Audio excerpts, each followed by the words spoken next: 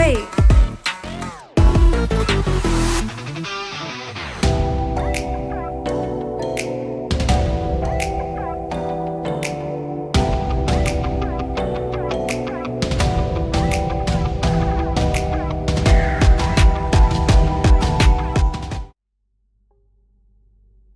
Not the immediate scuff. Oh my god.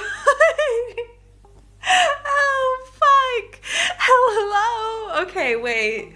Let's start from the beginning. Hello everyone. My name is Dulce, the mascot of Lazy Cat Legends. I was made to be the object of your affection, so how about you give me all you got?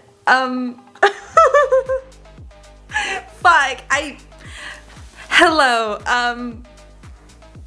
That wasn't me typing, that was my cat. Because this bitch climbed over the keyboard. I missed you too. Oh my gosh. Okay, where to even begin? Let's start from the beginning, shall we? For those who need the reminder, my PC took a shit on me last month. Hi EJ, hi DIA, hi Generic. Oh my god. So, oh my god, I'm so glad. Wait, if the mic was muted, I didn't actually go pee. I needed to go get water, but I thought it'd be funnier if I said I had to pee. But if I did have to pee, you would hear everything because I don't close the door if I don't have to. Oh my god, okay. Holy shit. Well, let's bring it back. Let's bring it back. My PC took a shit on me. No explanation. I don't understand why. Even the repair guys didn't say how it happened. They just said that it happened. So I was going to play a game.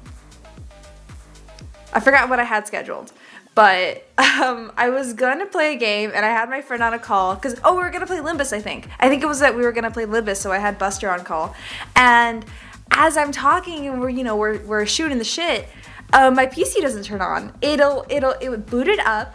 All the lights went on and it got to the page where you like input your password and then it shut down. Shut down like I unplugged it. Everything.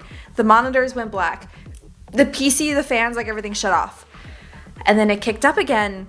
My PC would go, but it wouldn't, how did they phrase it? It wouldn't push the image to the monitor, so they were blue screening on me. And that was a fucking, the shitty thing to realize. Oh, no, I don't, wait, no, go away. I don't understand bitrate. Yeah, I know about closable docs. That's so fantastic. Stats? There it is. Oh my goodness. I almost got hit with a piss ASMR. Dude, pretty much. That would have been very scary. I'm kind of brazy with it.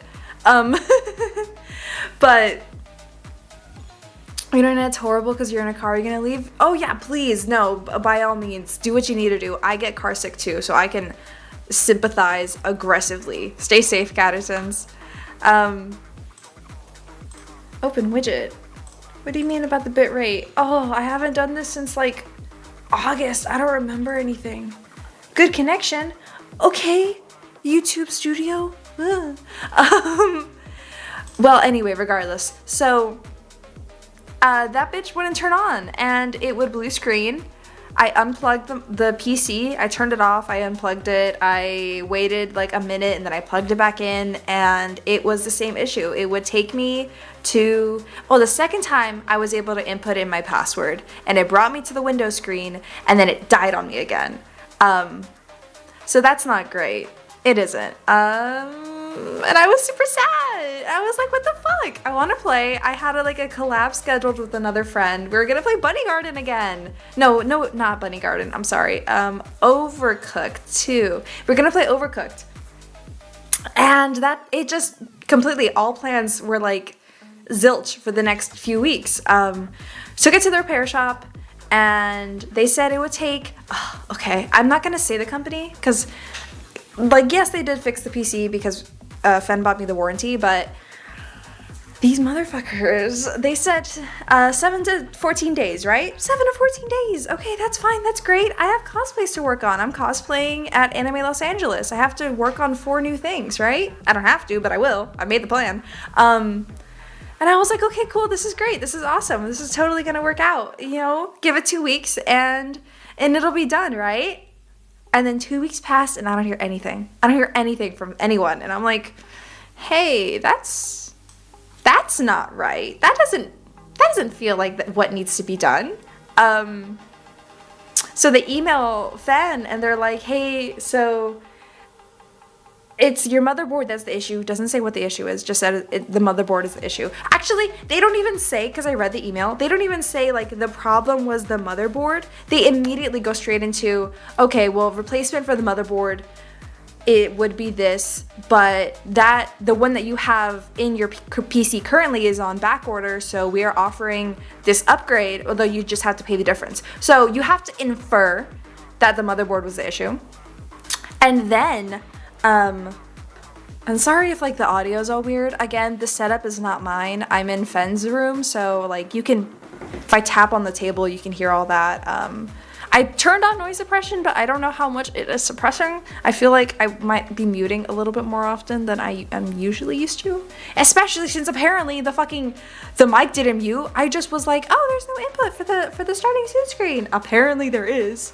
Audio's fine. Good. Oh yeah, new BGM. New chat, we'll get to that. But yeah, so these people were just like, oh, hold on, my cat wants to go on the windowsill.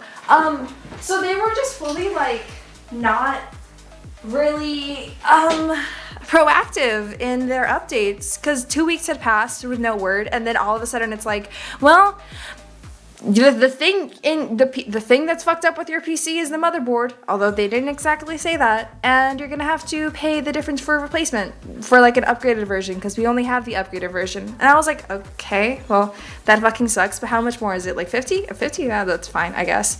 So we think that's it. We think that's settled, right? No. They fucking go. They email him again and they're like, yeah, so about the motherboard stats that we gave you, that's incorrect. It's actually this one that's $100 more than the one that's currently in your PC, and you're gonna have to pay the whole cost of it. So instead of paying the difference, they were saying that we'd have to pay the $500 outright, which doesn't make any fucking sense because you just offered a difference. And this is your fault, by the way. Like, you're the one who didn't give us the information for the correct part. Anyway, Fen was able to yell at them in a business-like manner and be like, look, it's been over the 2 weeks that you like said that it was gonna take.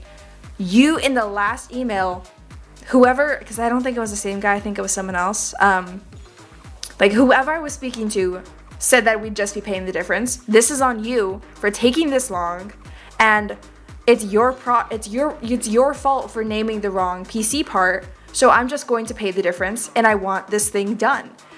So luckily, now after everything, the PC is ready for pickup, except they're closed on the days that Fen is here, and I don't know how to drive yet, and I'm not about to pop into a fucking lift, and I'm not about to pop into a lift and carry this like heavy ass. I mean, the PCs are heavy, y'all. They're heavy. Yeah, they're heavy.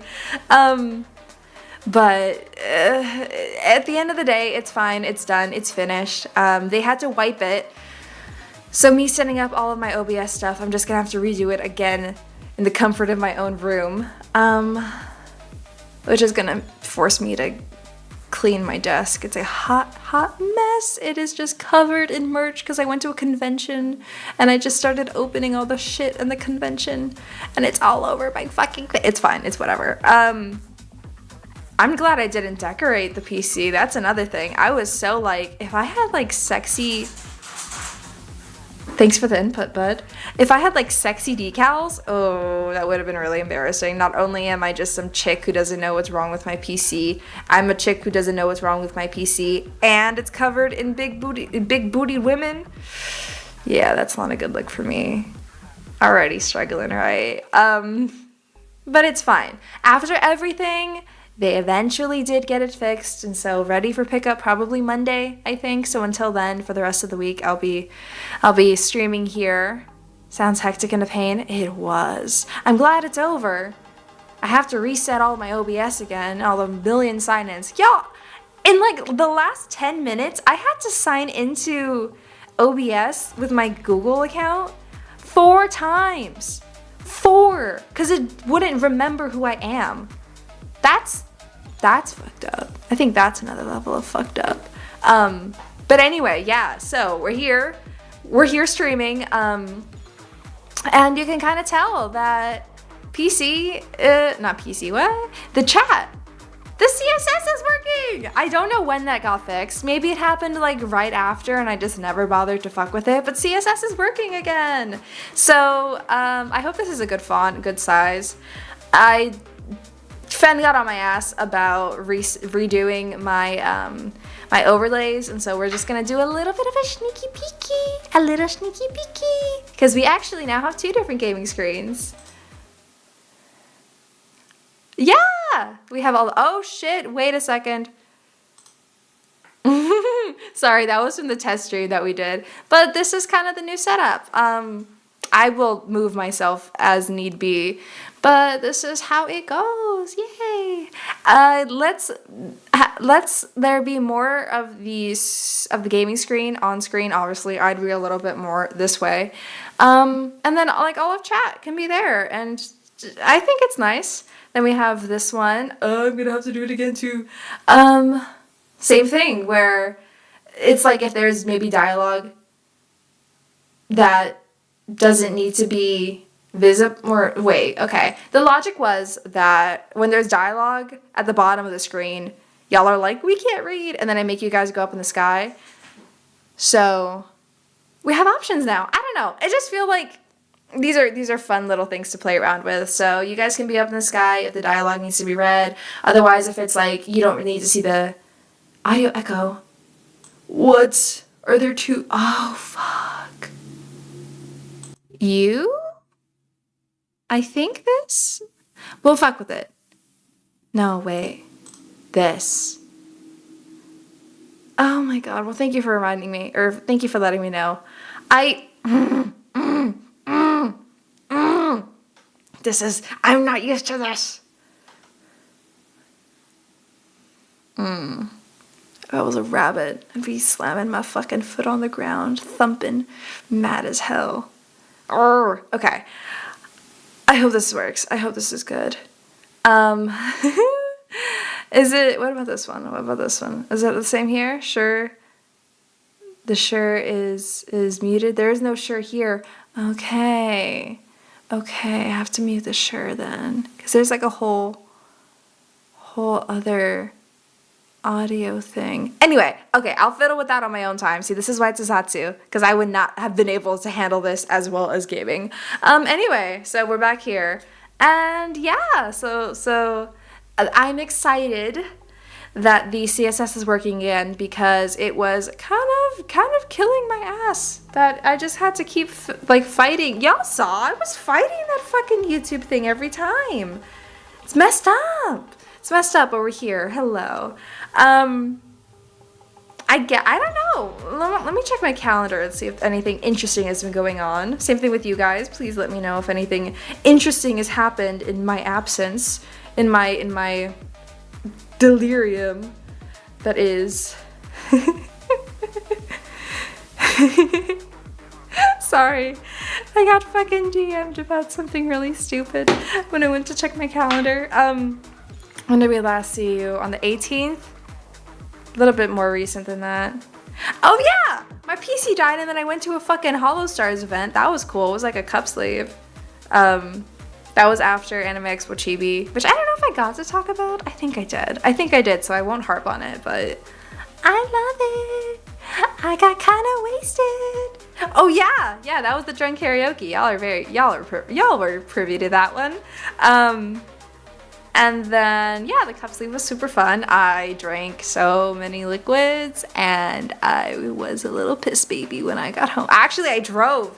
Oh my god, I drove there and I drove back home.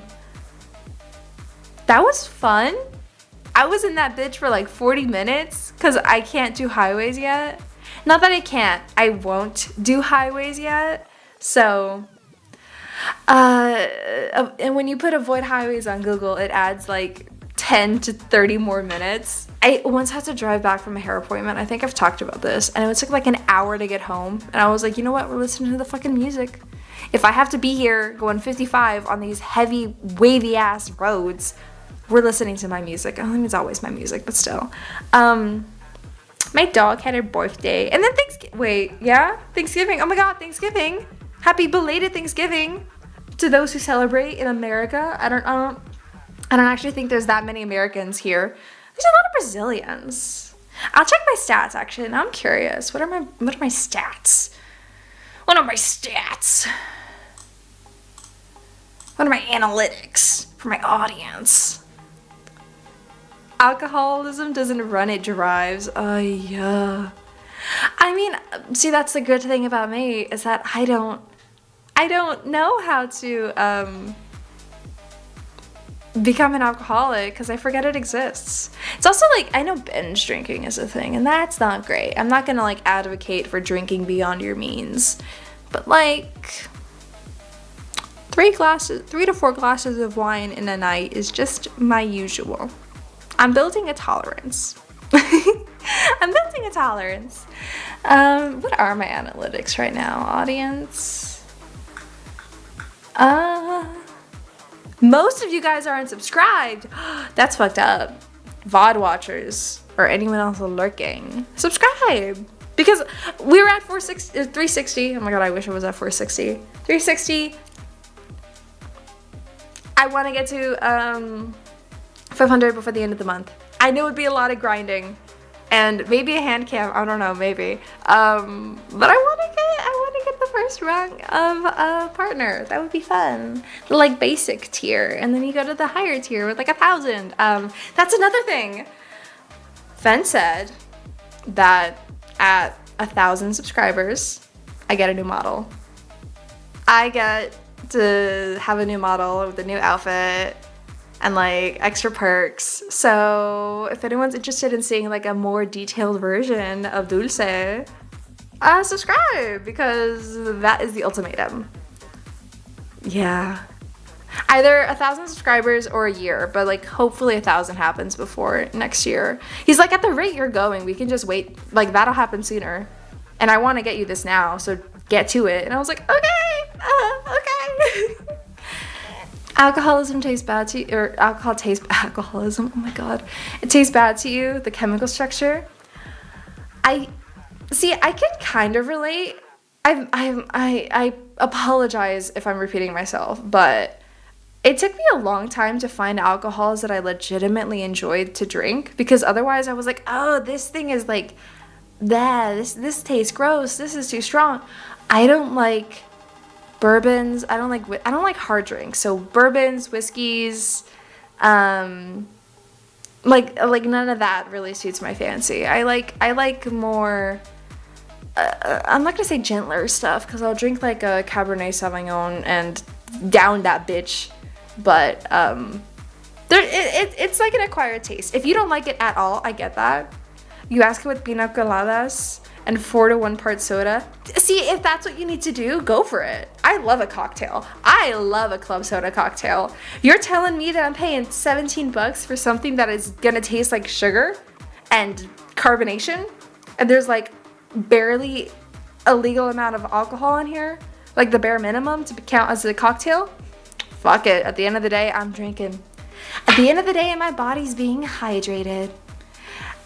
Ignore the salt rim on the margaritas that I consume.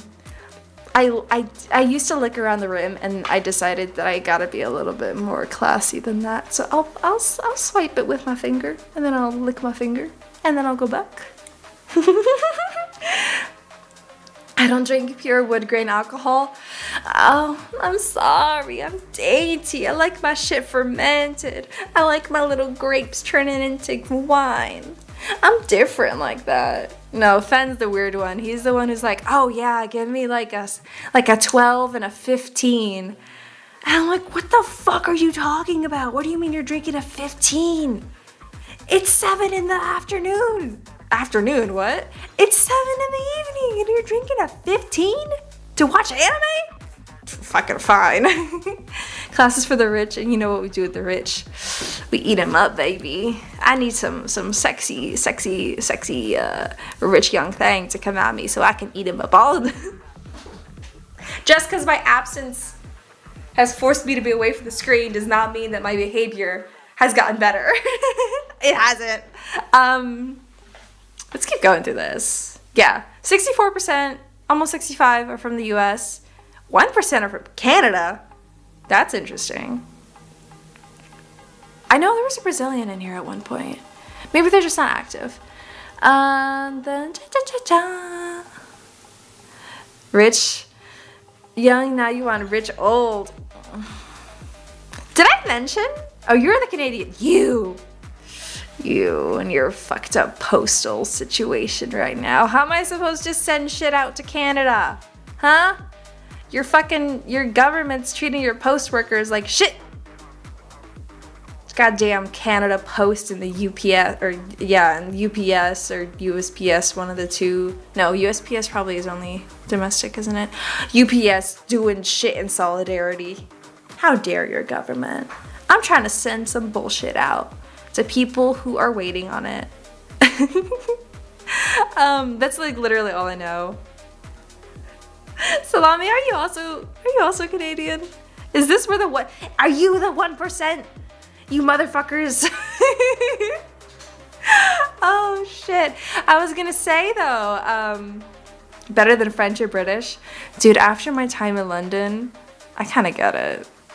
I kinda get the hate a little bit more. What do you mean that afternoon tea tasted like shit? I wanted cookies. They call it biscuits. I wanted cookies. I wanted little cakes. What did they give me? Mango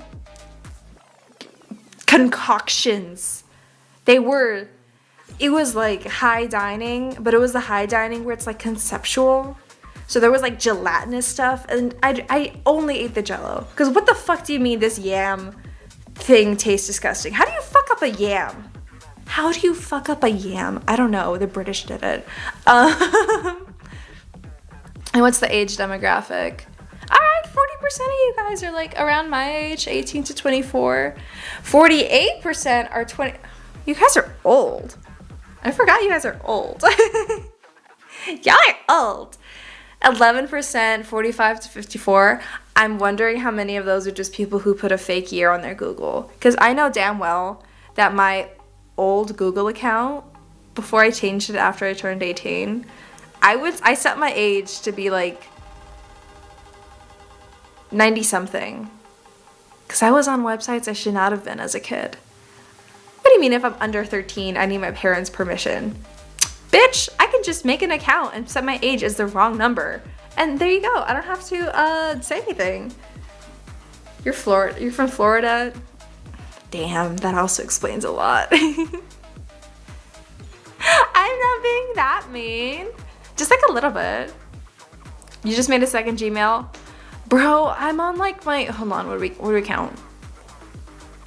There's that one, there's that one, there's that one, there's that one. 5? Yeah, I think I'm on my 5th account.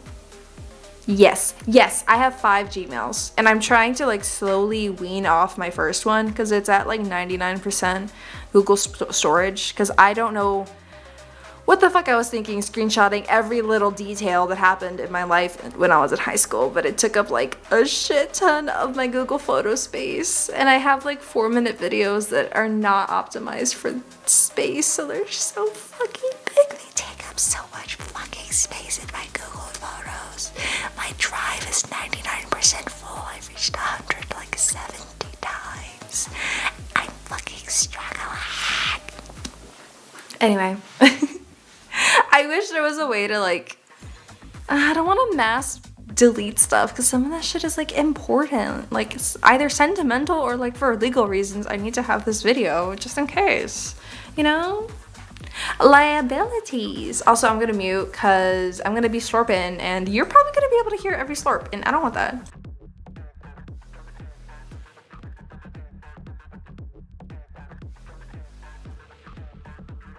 I still can't believe my cat walked over my keyboard when I wasn't fucking looking.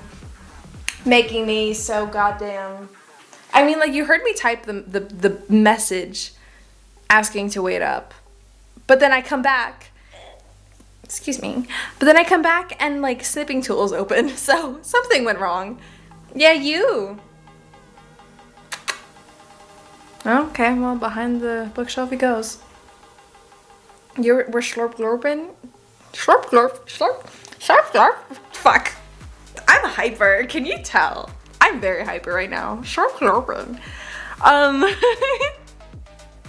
Oh, fuck. Okay. How far back do we wind it? Alcohol? Statistics? No one's older than 44. According to this. But 11.5% is like a lot of people older than me. That's kind of crazy. What do I remind them of the youth? Like, I remember that the dumb bitches in college. She's just like them. Like, yeah. If I can bring you back to another time. Okay,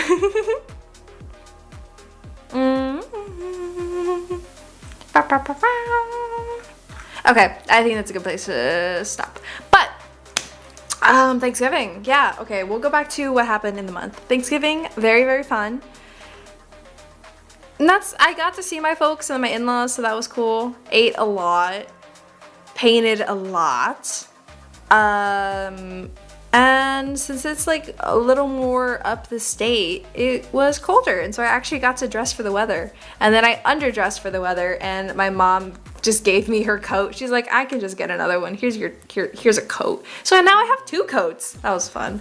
Or not like I've never had a coat before, but it's one of those like wool ones, and the only like wool one I have is a cashmere one that is really nice. I love it, but it's like all the way to my ankles, and that was not exactly practical if we're gonna be sitting in a car for like 4 hours every day, to and fro, different locations.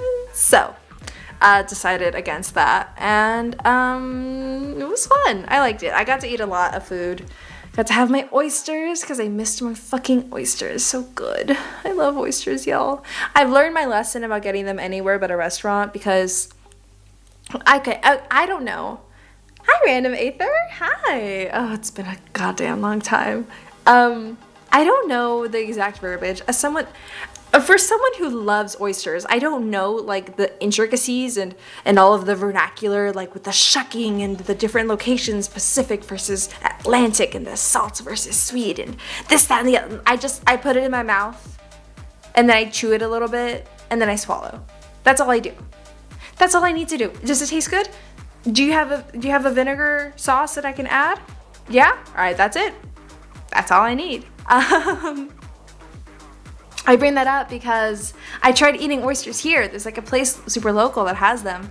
But it's one of those instances where it's like these people specialize in like fried seafood. You know, your fish sticks, your cod, shit like that. It's lobsters, maybe they'll have that, but it's like plastic utensils, and they are probably really known for their shrimp, but when you're allergic to shrimp, you can't afford to have fried food, so you're just kind of like, give me the raw shit, except the raw shit doesn't taste that good, and why am I eating this lobster that doesn't taste good, and wow, these oysters are like really ass. I had a whole dozen, and you know what's sacrilegious? I should not be adding salt to the fucking oysters. Oysters are salty. Just by the sheer... English is hard. Like inherently. Oysters are inherently salty. Why am I dousing them in salt to try and get a flavor out of them? That was crazy. That was ridiculous. But anyway, so I bring that up to say that I am never going to make that mistake again, because I've made that mistake twice so far. If I'm going to a restaurant, or if I'm gonna go to get oysters, I'm gonna go to a restaurant that's like 10 minutes away from water. Because what do you mean that I'm like struggling to eat? I'm going on a rant. I'm sorry. People came in. Hello. Hi. I'm going on a rant. If no one gives me a topic to talk about, I am left to my own devices. You're rightfully mad against YouTube? Oh my god, did it not notify you? That's fucked up. I saw your message being like, Oh, I'm gonna make a message so that it can actually notify me. Did that not happen? That's fucked up. Hi, Zira. This thing is, you live right next to the seat. No, it didn't. Fuck. That's fucked up. Forget about those things. You live right next to the seat. I used to live closer. Like, not by too. Actually, wait. Am I closer? I'll need to look at a map, but like, I might be only like 10 or 20 minutes closer to the beach than I used to be. But I love the fucking ocean. It's just never cold, and I mean, it's never hot enough. Very rarely is it like a good temperature, because I don't like going to the beach unless it's like 80 degrees. But if it's 80 degrees at the beach, it's like 90 at home. And then by the time I wake up, if it's 90 at home, it's like the afternoon. I'm like, I don't want to go to the fucking ocean. I don't want to go to the water at like 3 in the afternoon. That's not fun. The day's been wasted. I can't whatever. Stop the rant, talk about Gunpla. I don't know anything about Gunpla, y'all. I don't. I like watching the videos of people scribing them, or scoring them and scribing them, and adding their own inks to the panel lining and stuff. I think that's really fun to watch. Fish and foods are always such nice quality. Ugh, I bet. I don't even think I could get sick of it. I think if I had like, my headphones just beeped at me, but the battery is okay? Is the battery okay? Y'all can hear, wait, let me make sure I can still hear stuff. I'm just gonna play a little bit of sound. Well, if you can hear me, I'm letting you know I can. Wait, where was that? I have to switch out the battery already? Wait, oh, it's on the side. Okay, up. This way. We're switching the batteries live on stream. Okay. Beep. Beep? What? BRB. This is a magnet cover. These are not my headphones, by the way. I realized I could have totally just had my own headphones. But that didn't feel like the best thing to do, because then it'd be like another device, and Sony only has like 2 devices that it actually wants to let you use. Ooh, are we back? Can I listen to music? Oh, you're not playing nice? You're not playing nice? Why can't I hear you? This is a media. Why can't I hear you? Whatever. It's not like I need to hear anything. You guys can just hear me, and that's all that matters. I'm important. Whatever. The beach is also never as cold as far away from it. It's mostly mild. I find that when it's breezy at the beach, it is just not as comfortable. I need it to be like stagnant air. Not muggy, but at least a little stagnant. Have I prayed to the Omnissiah for the phones to work? That's the fucked up bit, is that my phone's actually fine, like the Vtuber Studio. If that's what you mean. Vtuber Studio. Oh, hello? Did the battery just realize? There we go. Now I can hear things. Okay. I was like, where the fuck? What is happening right now? You're cold. You got a final. You can't be sick for that. Well, good luck with your finals. And yeah, I've been sick for forever. What's another couple days of sniffling? You can kind of even hear it right now. For sure. By all means, give us your cold. All of us. We'll split it evenly. We'll cough and we'll sneeze for like a day. Good luck with your final. I just realized, yeah, if you're still in school, like with college, y'all, oh god, sorry, I graduated after 2 years. I gave up. I was like, I got my AA and that's it. I don't need to be in here any longer than that. Since you've been to the beach. I know, I love the beach. I think it's so fucking nice. I love the beach. What temperature is it right now? I bet it's like 40 there. Oh, it's only 71 here.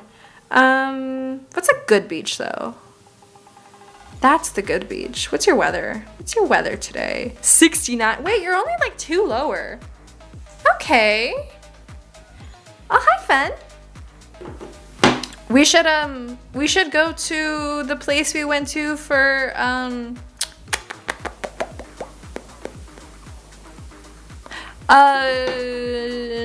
almost at New Year's. What's it called? 4th of July. That one. That beach is only like a little bit colder. And it's pretty too. Oh, and they had fucking delicious. They also had good oysters. Evil scheming, evil planning. You're back, you're not in a car. Oh, hi, Cattersons. Passed all your classes by your skin of your teeth, but you passed. I'm so glad. I'm very proud of you. I'm very glad because Lord knows that I was not good at school. I was not good at school, and again, it's a miracle that I even fucking graduated with any sort of degree, but we don't talk about that. Final season, you got 1 more paper and 4 more tests on the 13th, 16th, and 18th. Oh, that's soon. That's in 2 days. Oh my god. Oh yeah, then good luck for all of your finals. I hope you pass. I hope you get good grades, because Jesus. Jeez. Yeah, no, good luck, EJ. Seriously. School was never my strong suit. Well, it was my strong suit until I hit puberty, and then the mental illness kicked in. And it's like, if you're not in a biology or English class, you are going to struggle. And then I got to English classes where I started struggling because I could not devote 4 hours of my day to reading all those books. So I just cheated on my book reports. You got a test Monday, literal minimum amount for you to pass. Hey, we take dubs when we can, all right? We take them when we can. Ain't no way that that they're gonna take that away from you guys. We take them. Philosophy and psychology major here.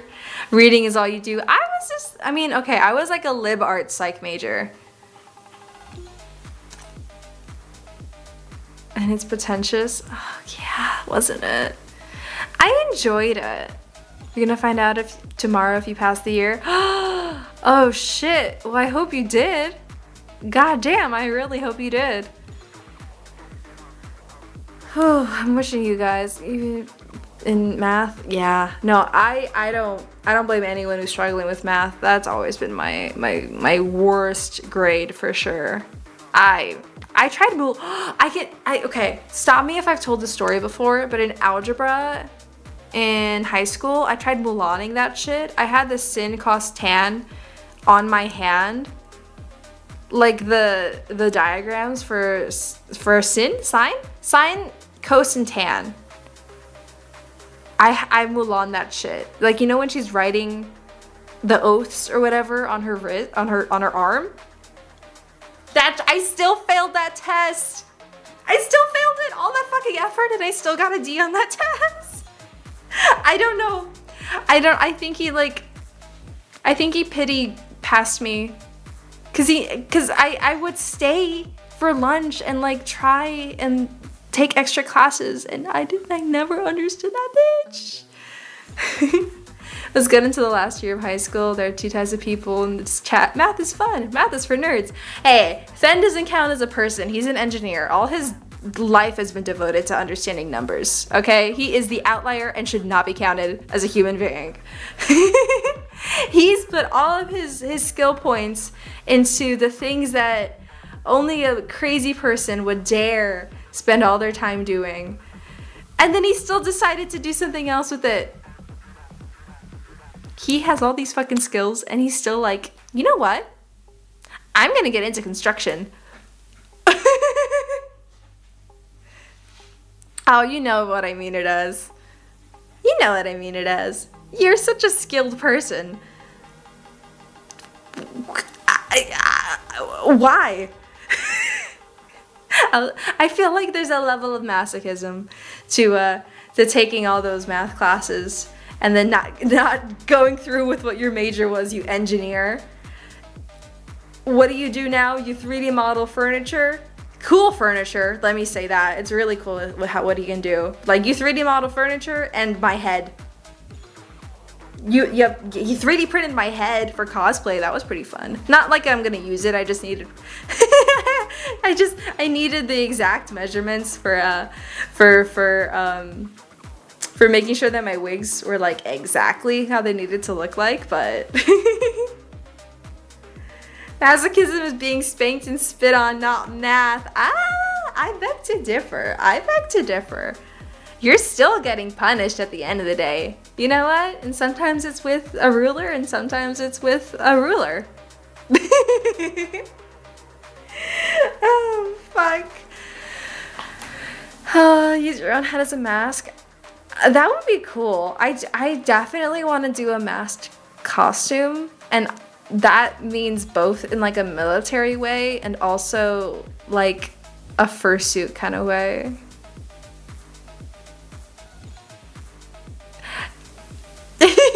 I don't want to give context, not in like a 2D way. Do you guys even know the difference? Oh my god, wait, I forgot you're normal. I don't have furries in my chat. You guys are normal. You want old women. Oh my god. Oh, okay, this is what I keep trying to fucking figure out. Let me pull this bitch up because I need to know your guys' opinion of her. Ever since I learned who she was. Babe, I'm sorry, I'm taking over your fucking YouTube. I'm at least keeping safe search on. Copy? Because I don't want fan art in this. There's a Seiko figure? Oh my god, I need her. I need her bad. 5 layers of your own head and make a game of what's behind the mask. Another mask. That would be funny. Like a Russian nesting doll, but it's just the same person. Old women and muscular women, not dogs, not furry. Oh, okay. You started to upload videos again on YouTube. Last time you were 10. Hopefully those are your first steps towards not working a day in your life. Dude, that's the goal. That's the fucking dream. I worked 2 jobs and both of those were retail. I did Spirit Halloween and Hot Topic. And the only reason I left Hot Top, I only left Spirit Halloween because that was like a seasonal thing, so it was just the month. And then I left Hot Topic because I was moving out of my parents' place, and that was like and I didn't want to get transferred because I would not have been able to like reliably my brain's not working. I would not have been able to reliably travel to work had I been transferred to the new city I was moving to, so I just left it. I would go back though. I'd totally go back and work Hot Topic. Just not with the people I had. Oh my god. I think I've told my coworker stories, I think. Either that or I'm saving it for like a drunk special or whatever. Your search history is gonna be messed up, yeah. Oh, there's a figure of Seiko? Wait. How much is it? It's for pre-order. Don't tell me pre-order is closed. It's only... Oh my god, it's only $26. Can I see up your panties? Oh, she's wearing shorts, never mind. I don't know what group you pity the most, me or the coworkers. Oh, my coworkers were like all dating each other and crazy. I pity them. I was fine. I was just the one who was like the one girl who was already taken, so all the guys were like weird. Like, sorry. You're not my type. You're lying about your age. You're mask hot. This one dude was like so attractive. He took off his mask. Ooh. I said, no thank you. I'm actually not interested in you. Can I add this? Can I just add? Add the link. Yes? Did that work? No, it didn't work. Kill myself. You want to be a gigolo? Okay. You know what? More power to you. More power to you indeed. Okay. Did that work? Did I download it? Give me big boobs. How do I save this? Save image. Oh my god. Scream. There she is. Okay. Why are you so big? Things you thought she'd never ask. Why are you so big? Okay, so her. Excuse me. This one? Oh, gotta go back to work. All right. Thanks. Thank you, Fen. Everyone say thank you, Fen, for letting me bastardize his setup. Bye-bye. And good luck. Say hi to Doggy for me, please. Choo. So she is, this character is Seiko from Dan Da Dan. It's kind of hard for me to say, but Dan Da Dan. It's on Netflix. Weird ass fucking show. Some of you guys might already be aware. But she's my everything. She's kind of like the love of my life, maybe a little bit. She's a bit silly. She's a bit quirky. She's a psychic, and she is a grandma, like a whole ass fucking grandma. And I might have bought her costume today, maybe, possibly, I don't know, maybe. Don't look at me, don't ask.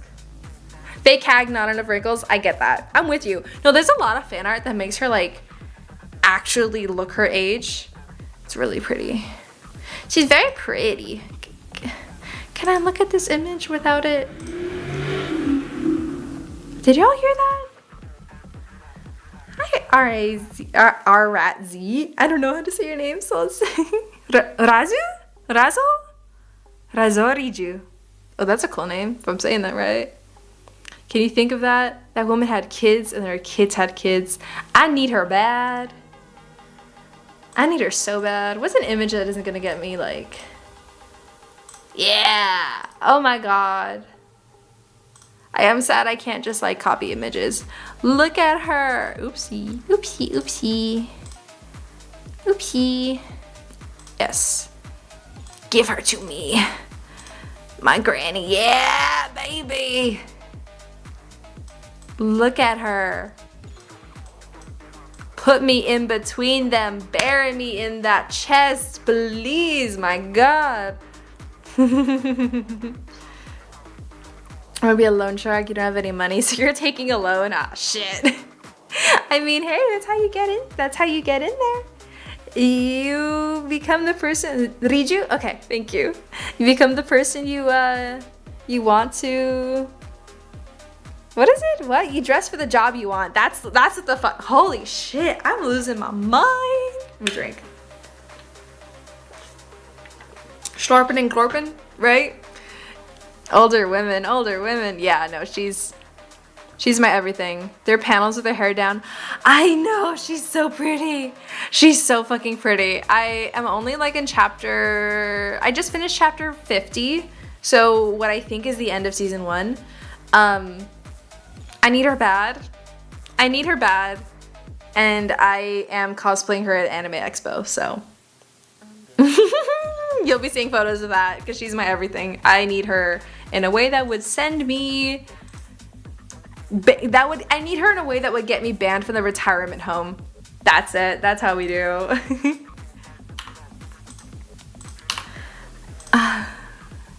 She belongs to you. She's mine. She's my waifu, legit.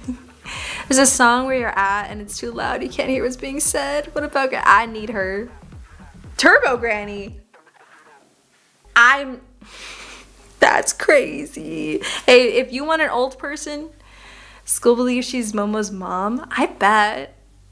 She looks amazing. That bitch is not however old she's supposed. What, at least if Momo's, what is that, like 50 to 60s? I don't know. I have a very skewed idea of how old grandmothers are supposed to be. She looks great though. She looks like fucking fantastic.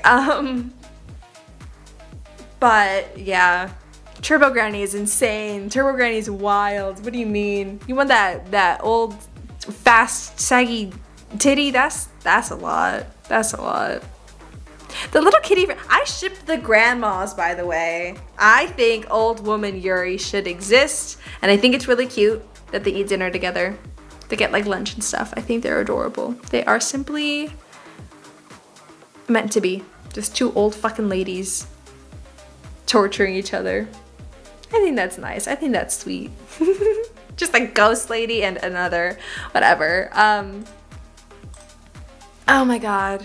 Surely there's something else that happened, right? Surely. When did Arcane happen? Not when did Arcane happen? No, wait, yes? When did I go see it? When did I go?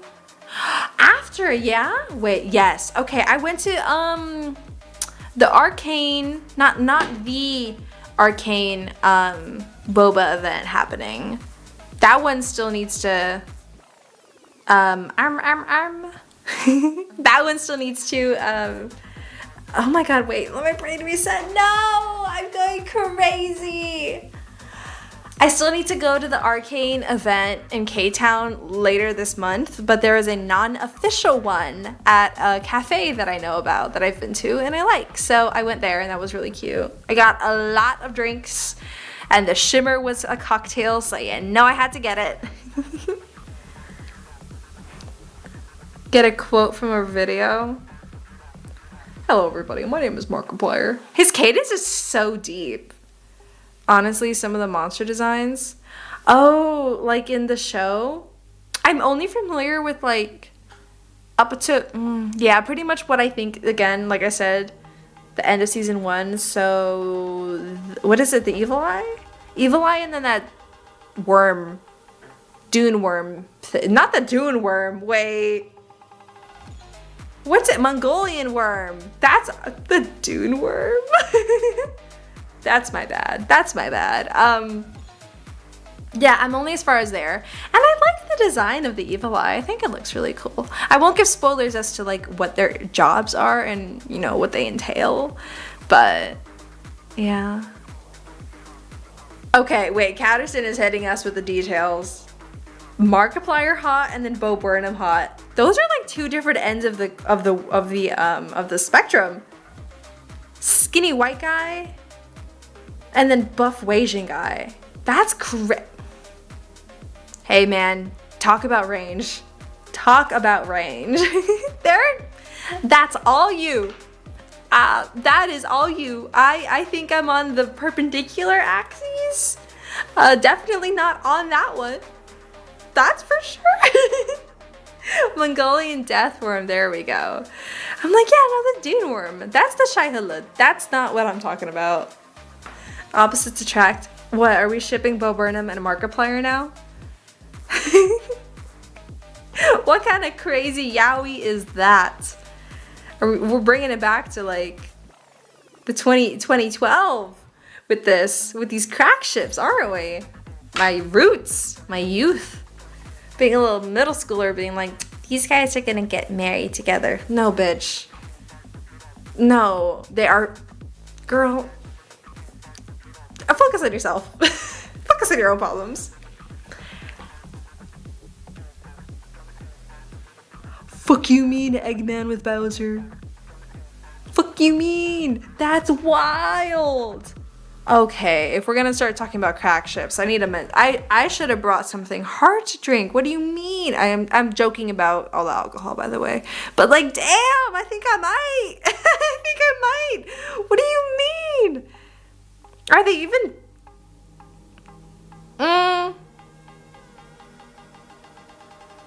No, I can't. No, wait. I was about to say, you know, I haven't seen the last two Sonic movies. I've only seen the first, but like, I guess you could like pretend Jim Carrey's hot. I think, maybe. Bo in the suit. Bo Burnham's, he's like a regular white guy to me. He's not my type. If I'm a white person, they have to look sickly. They have to look, I've talked about this, they have to look like a Spanish conquistador or Victor from Arcane or Silco. Don't look at me. Judas with Jesus? I didn't read the Bible. I don't know what that means. Enemies, friends to enemies to lovers? Question mark? The ultimate betrayal? That could be a thing. Like, I forgive you. He's like, I only did it because the Roman. I'm. This is blasphemous. I'm sorry. Is this blasphemy? It might be. It might be. Salami. I'm gonna say it because it needs to be said out loud. Jim Carrey's the turbo cockmaster in all universes. Who in their right mind would say those are words? That is an original sentence right there. Pierce Brosnan. That name sounds familiar. I'm either about to like cream my pants.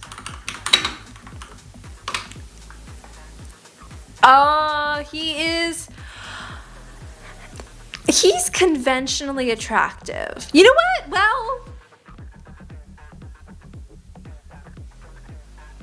is he so conventionally attractive that I'm turned off? Or is there enough of like old man appeal that I'm no. This is a strong. I think he's like on the cusp. If there's like a TikTok edit, maybe I can find him attractive, but I think he's too normal. And I've never seen a James Bond movie. So, oh my god, I wish Fen were here. He probably knows this guy very well. Yeah. Sacrificed to God, he sold him out by a kiss on the cheek. Oh, yeah. Jesus already forgave Judas before the betrayal, and Judas killed himself after. Damn. He's like, I fucked up. This dude's not the Herald. There's a video from 1985. He looks really young.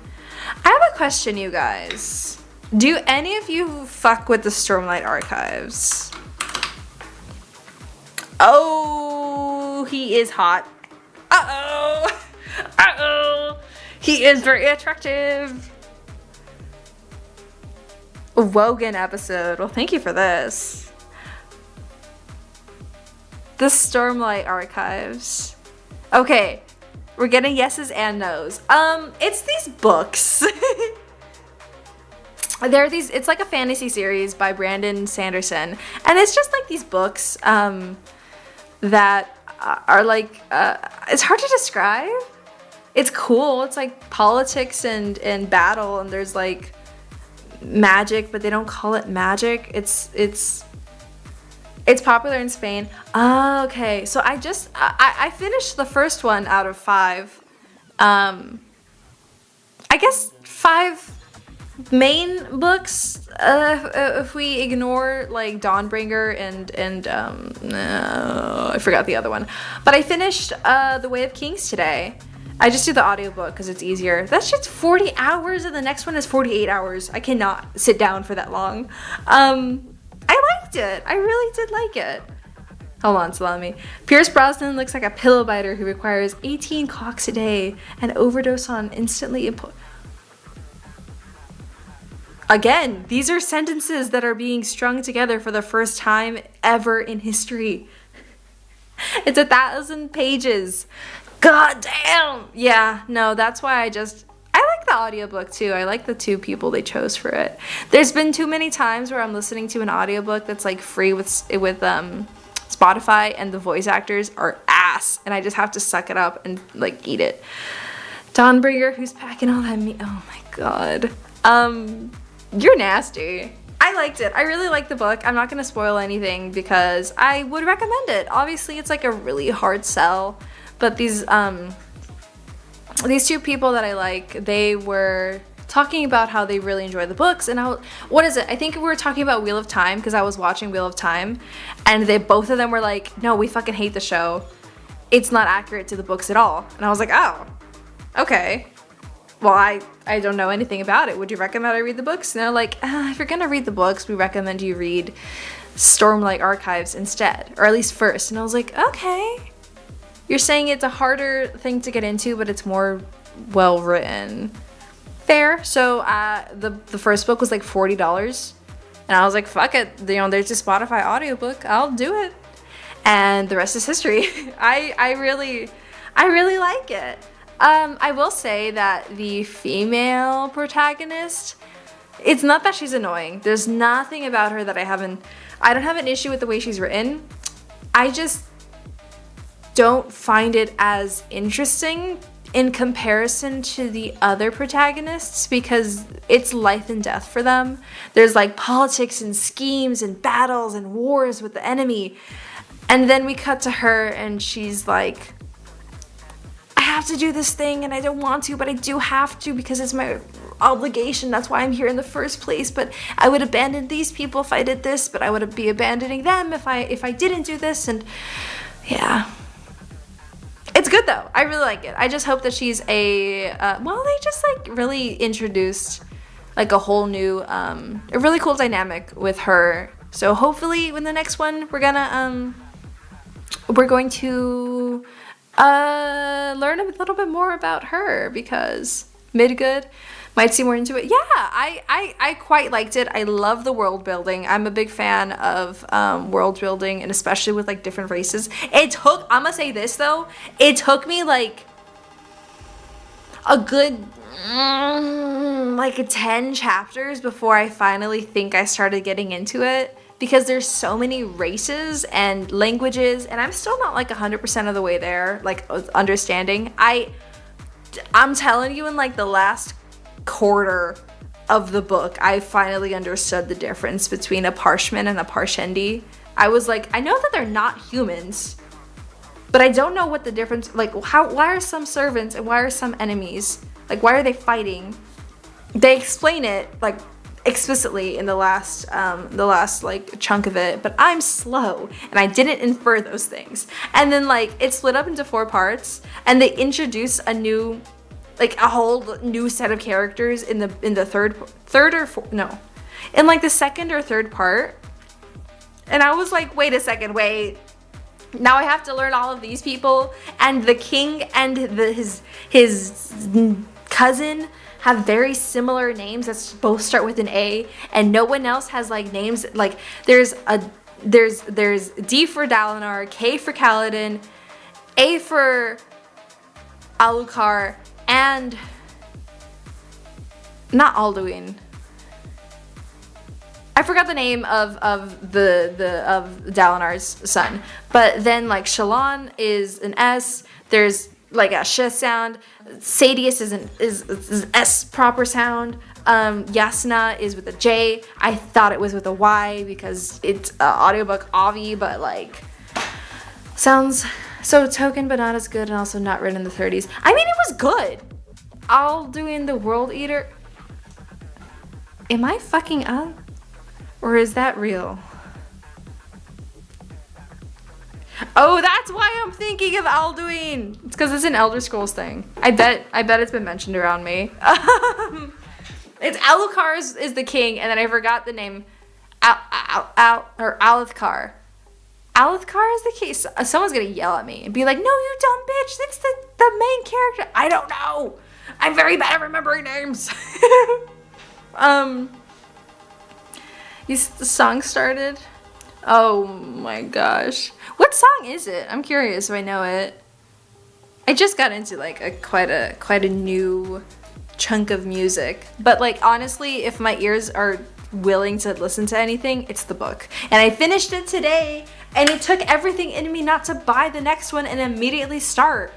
I was like, bitch, you've been up since when did I wake up? 8 o'clock. I was like, you've been up since 8 o'clock listening to the rest of this book. I stayed in bed for 4 hours. I didn't get up until 12. I was like, you're finishing this damn book, and you're not gonna get distracted by walking around, eating breakfast, scrolling through Twitter. No, you're gonna sit here with your eyes closed, and you're gonna listen to the rest of this damn book. And it's good. It's really good. I don't know how much the second one is, actually. Let's look at, I almost said babe. Oh my god, she'll parasocial. Your musical taste 100% put you into a watch list. I listen to mindless self-indulgence, okay? You can't get worse than that. You cannot get worse than that. That is so embarrassing.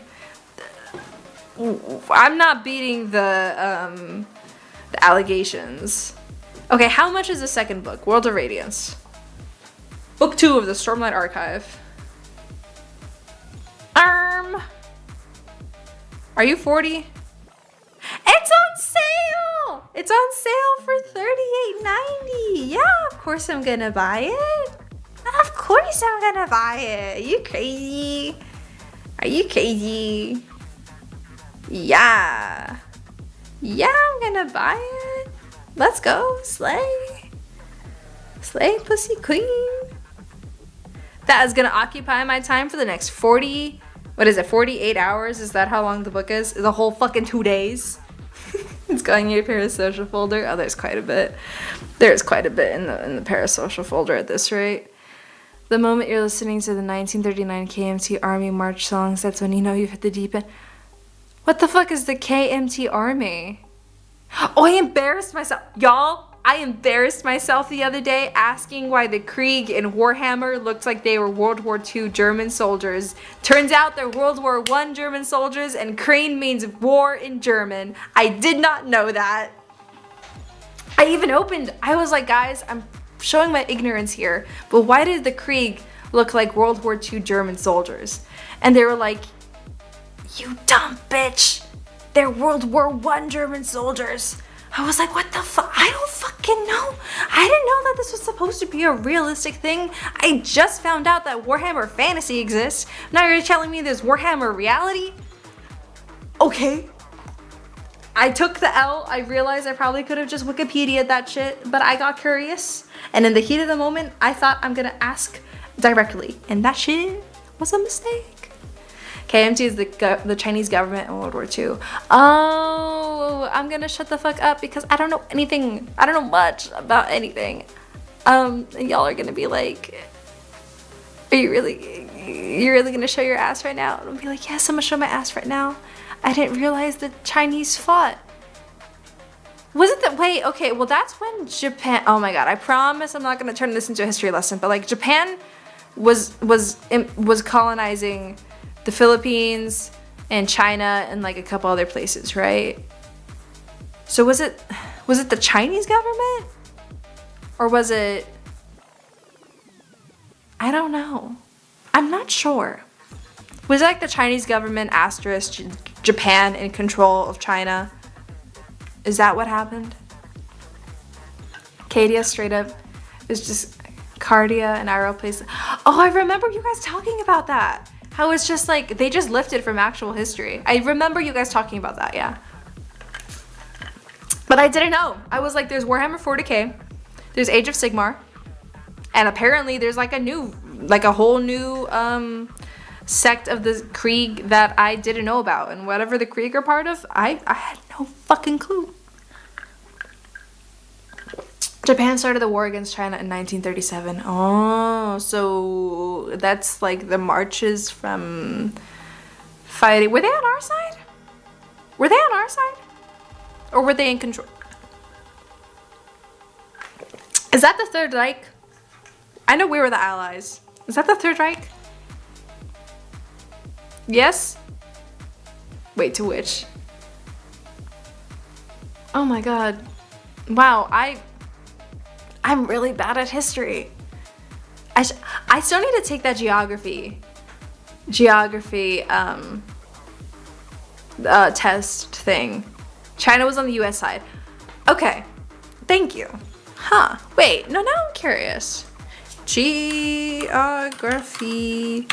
test. Surely there's like a version, map quiz? GeoGuessr. Oh, that's not what I mean. Geography game. Play online. Can I do all of the world? All 193 UN member states in a single quiz. Oh, fuck me! Yeah, this is what we're gonna do. Axis was Germany, Italy, and Japan. The Allies were the US. And the US, Britain, Mexico lied. I remember Germany's like, hey, Mexico, if you attack the US, we'll protect you. And then that got intercepted. And they're like, we're not gonna fucking fight or some shit. Hold on, she's covering my camera. Megara, can you scooch your boot, please? I cannot see. Megara, no, don't touch the screen. I love you, but you gotta go. Mexico and Brazil joined the US. Okay, yeah. Brazil mentioned. Okay. Oh, fuck. Wait, is this gonna work? Hold up a second. Paste? Oops. That's not. what I wanted to do. Discard? Wait. Don't look at me. Don't look at me. I need to copy this, and then I need to come here, and we're going to do this, and then we're gonna do that, and then we're gonna paste, and then we're gonna change it, and then we're gonna show it. And then we're going to open, this is my first time doing this. This is my first time doing this, so let's hope it's not ass. Browser.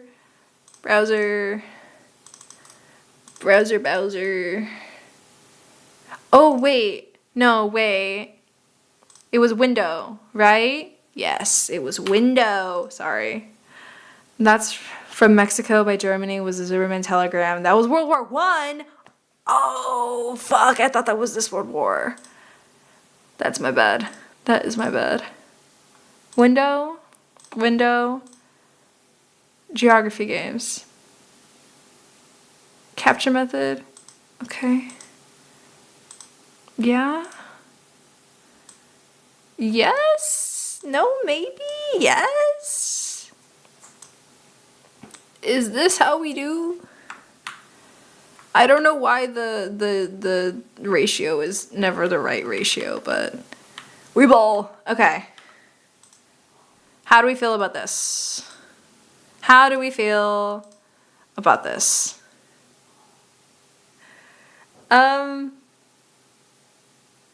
Are we ready to completely embarrass ourselves? Are we ready to embarrass ourselves? Embarrass me? Are we ready? Yeah, fuck it. Fuck it, this is gonna be bad. This is gonna be really bad. I'm not gonna try and time myself. I'm just gonna do this as, actually, let's start with the states. Let's start with the states. There's only 50 of them. There's only 50. How bad could this be? Pretty fucking bad. Okay. Oh God, there's ads everywhere. Lord have mercy, hold up. Wait a second. Wait. Please. Holy shit. There's no, both of us need a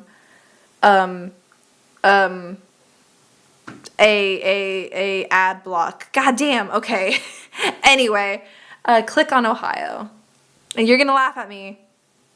Fun fact, Venezuela is no longer part of the UN, not for any political reason. They just didn't pay the yearly bills. Oh my God, there's rent to stay as part of the UN. That's, goddamn, Venezuela. Okay, this is Wyoming, I think. That's the Ohio flag? Why is it kind of baller? That's, okay. That's Nebraska. No, it's not one of these. That's Idaho. Oh, fuck, okay.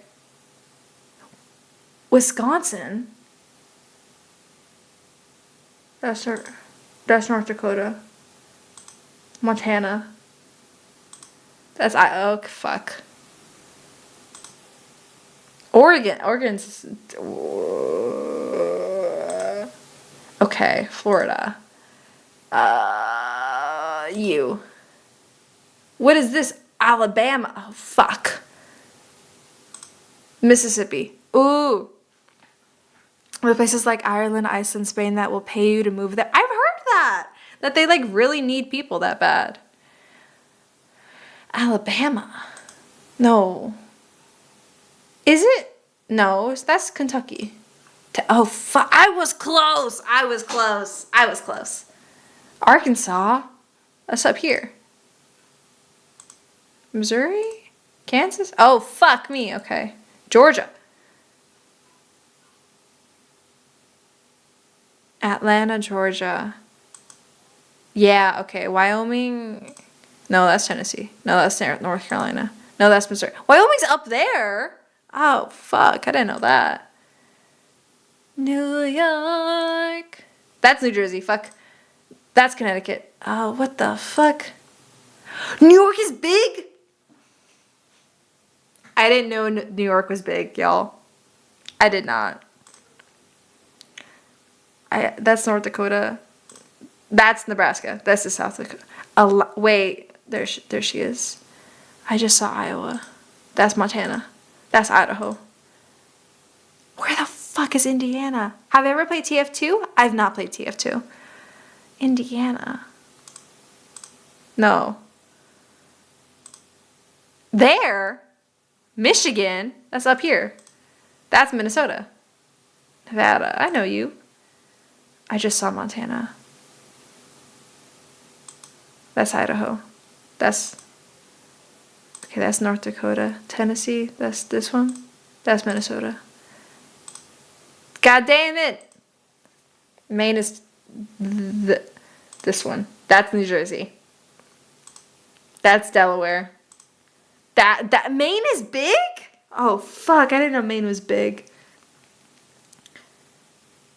We'll do the world map after the US, I swear. We can do this. Nebraska, I think nope. Nope. Massachusetts. Oh fuck, is it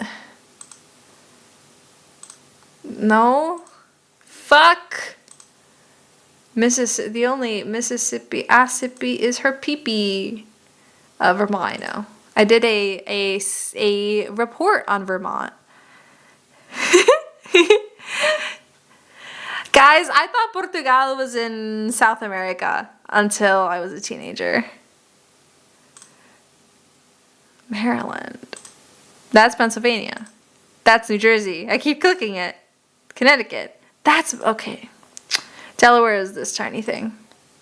Washington is up here. Texas is this thing. Oh, fuck. Chicago. Nope. Nope. No, I was close. New Hampshire? Oh, if you had me name all the 50 states, I would have forgotten New Hampshire. That's Pennsylvania. That's West Virginia. That's just...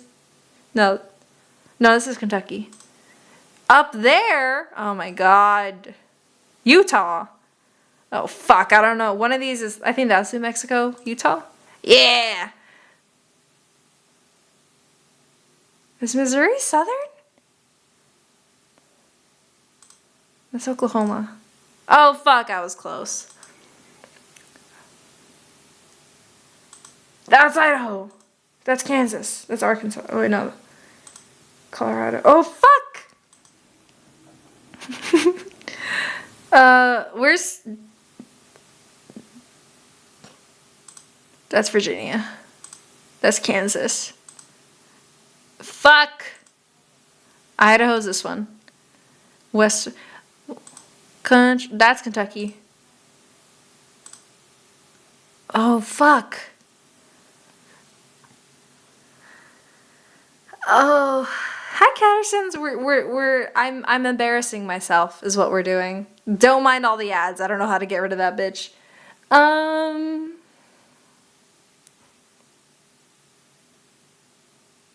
Minnesota. That's Kansas. New Jersey's this one. Arizona's. Hawaii is this one. California knows how to party in the city. Kentucky looks like a drumstick. Fen does not have he does not have ad blocker. I can't blame him though. I also don't have ad blocker on that account. Wow. I got less than half. Ooh, you heard that, huh? Ooh. Yeah, that's how we do. Okay, now let me go to the world map. Let's fucking let's see what hot mess awaits us there. This is gonna be real bad. This is gonna be real fucking bad. Can you fuck off? Okay. India. I just went there. Oh, this is tiny. I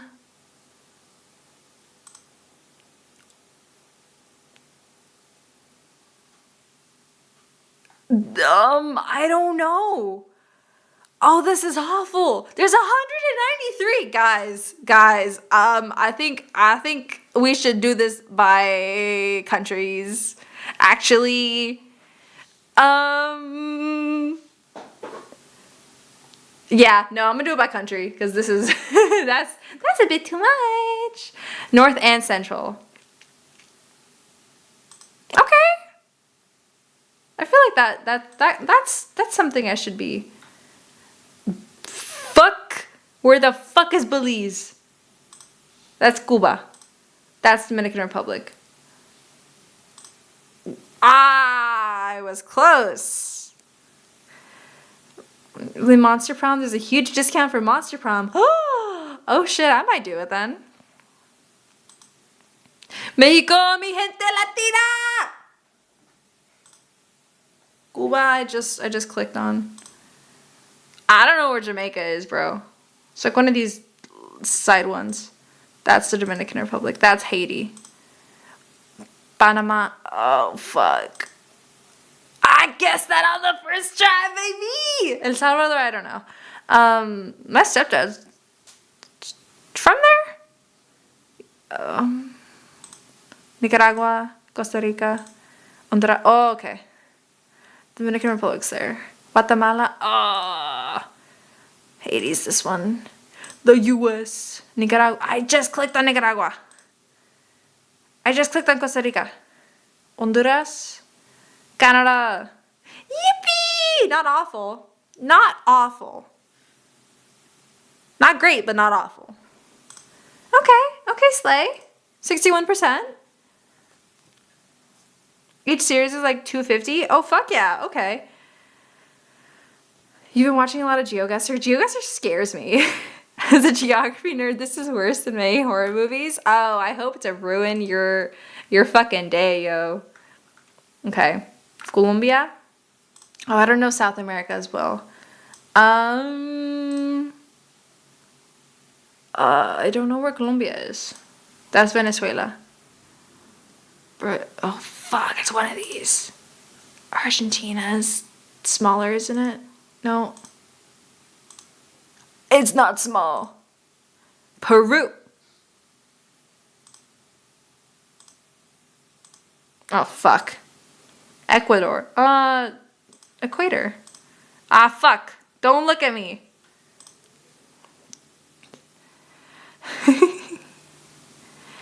Good thing you're just as horrible in geography, so it makes sense. It makes you happy you're not alone. Dude, yeah. GeoGuessr. Oh, yeah. Wait. Can we done online to play in groups? I'd love to get a group of my friends to just voice act through Monster Prom. That'd be crazy. This is hell you're not. I'm sorry. Suriname. I've never even heard of Suriname. Uruguay. Is it this one? No, these are not available to click.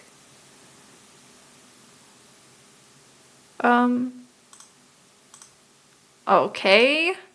Venezuela. Hi, fucking.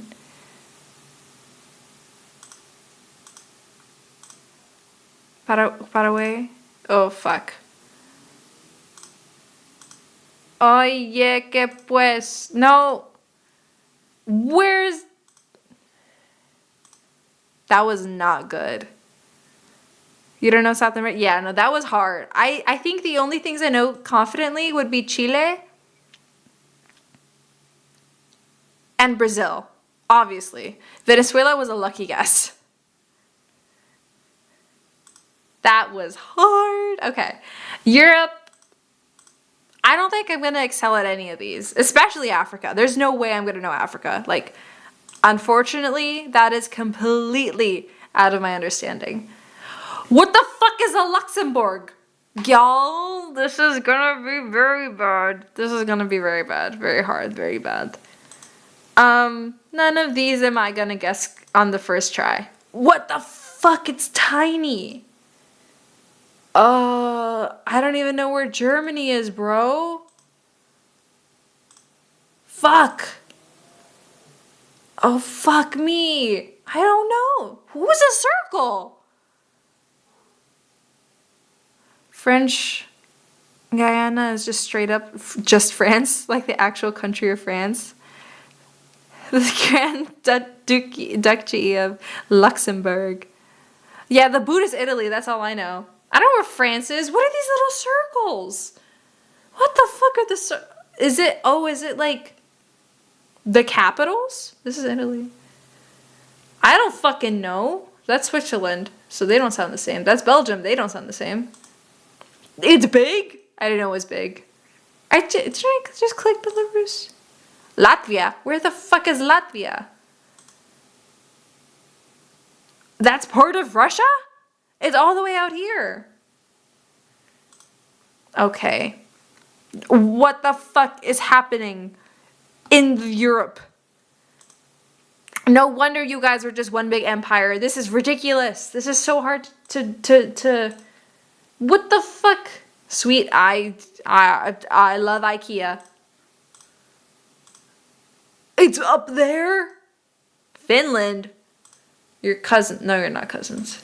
That's the UK. It's up here. I just fucking clicked Poland, didn't I? Fuck. What the fuck is a Liechtenstein? Wait, if that's Portugal, that's Spain. I'm pointing with my finger. Europe did change a lot in the latest update. Oh, fuck. Why are you tweaking? Oh. You're from the shelter. You don't have any reason to be freaking out, bro. Oh, fuck me. Where is this bitch supposed? That's Greece. Albania. It's tiny? Kill yourself. Serbia sounds like it'd be right here. I had the right idea. Pulling your nails is looking very tempting. Somewhere around there was a big wall at some point. Nothing. Yeah, Bulgaria sounds Russian. Estonia. Nope, down here. Ukraine, I just clicked. Nope. Estonia. Bosnia. Up, okay. Fuck me. Andorra. Where the fuck are y'all getting these names from? It's tiny? Oh, fuck. Is it up or down? It's down, right? Yeah. Oh, fuck me, y'all. I clicked that by accident. Albania. Fuck me. You're right about it sounding Russian. It's from Eastern Europe? Oh, okay. More people live in your town than in Andorra. Can we do reactive history videos? What history videos do you want? Because, yeah, sure, why not? Greece, I clicked by accident. Hungary. Nope. Fuck. Norway. The Norwegians. Montenegro, I clicked by accident. Lithuania. Didn't I just click that bitch? Somewhere. Croatia. I don't think I clicked that bitch, actually. That's Denmark. That's Switzerland. Nope. Okay. Nope. Czech Republic. I have a friend in the Czech Republic. I have not spoken to him in a very long time, unfortunately. Ireland. Y'all got fucked over. I assume you're right here. Where the fuck is San Marino?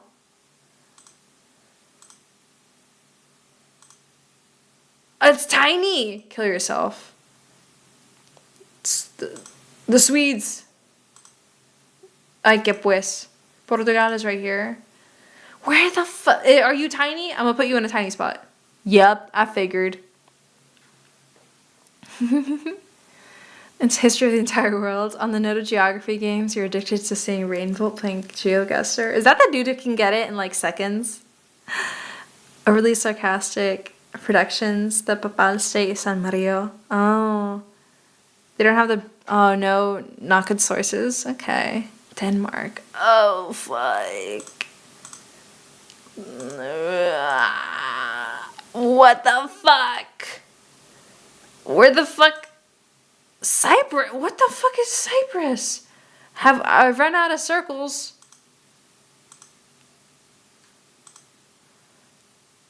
I'm sorry.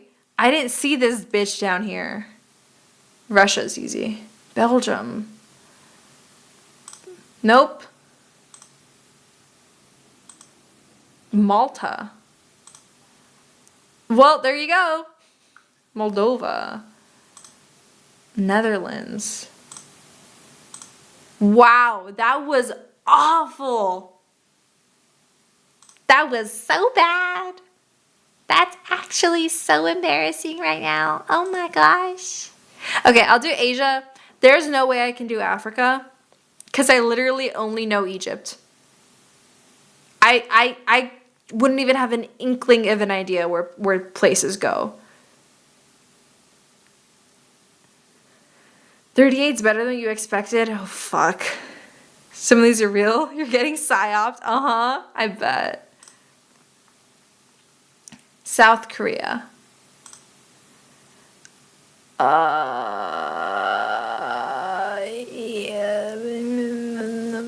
Oh, what the fuck is Indonesia?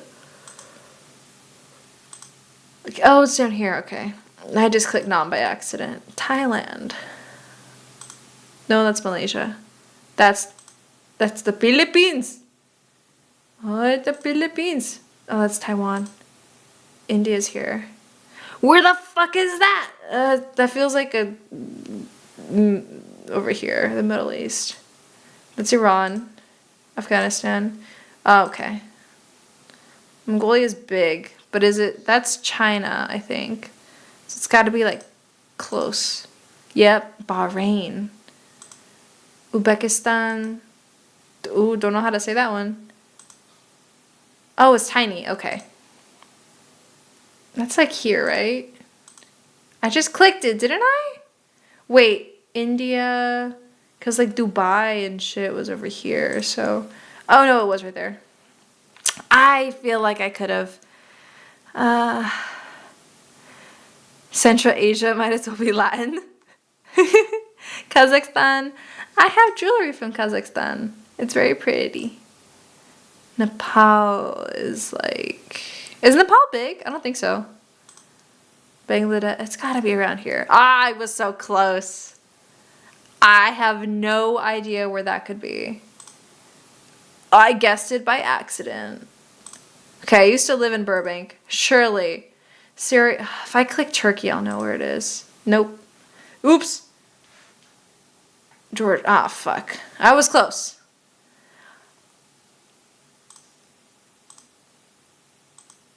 Okay, right fucking next to it, huh?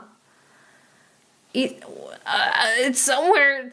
How east do you consider east? Oh, God. Oh, pretty fucking east, I guess. Turkey was right here. Uzbekistan. I just clicked that. Laos is like... That's Taiwan. That's the Philippines. That's Malaysia. Fuck!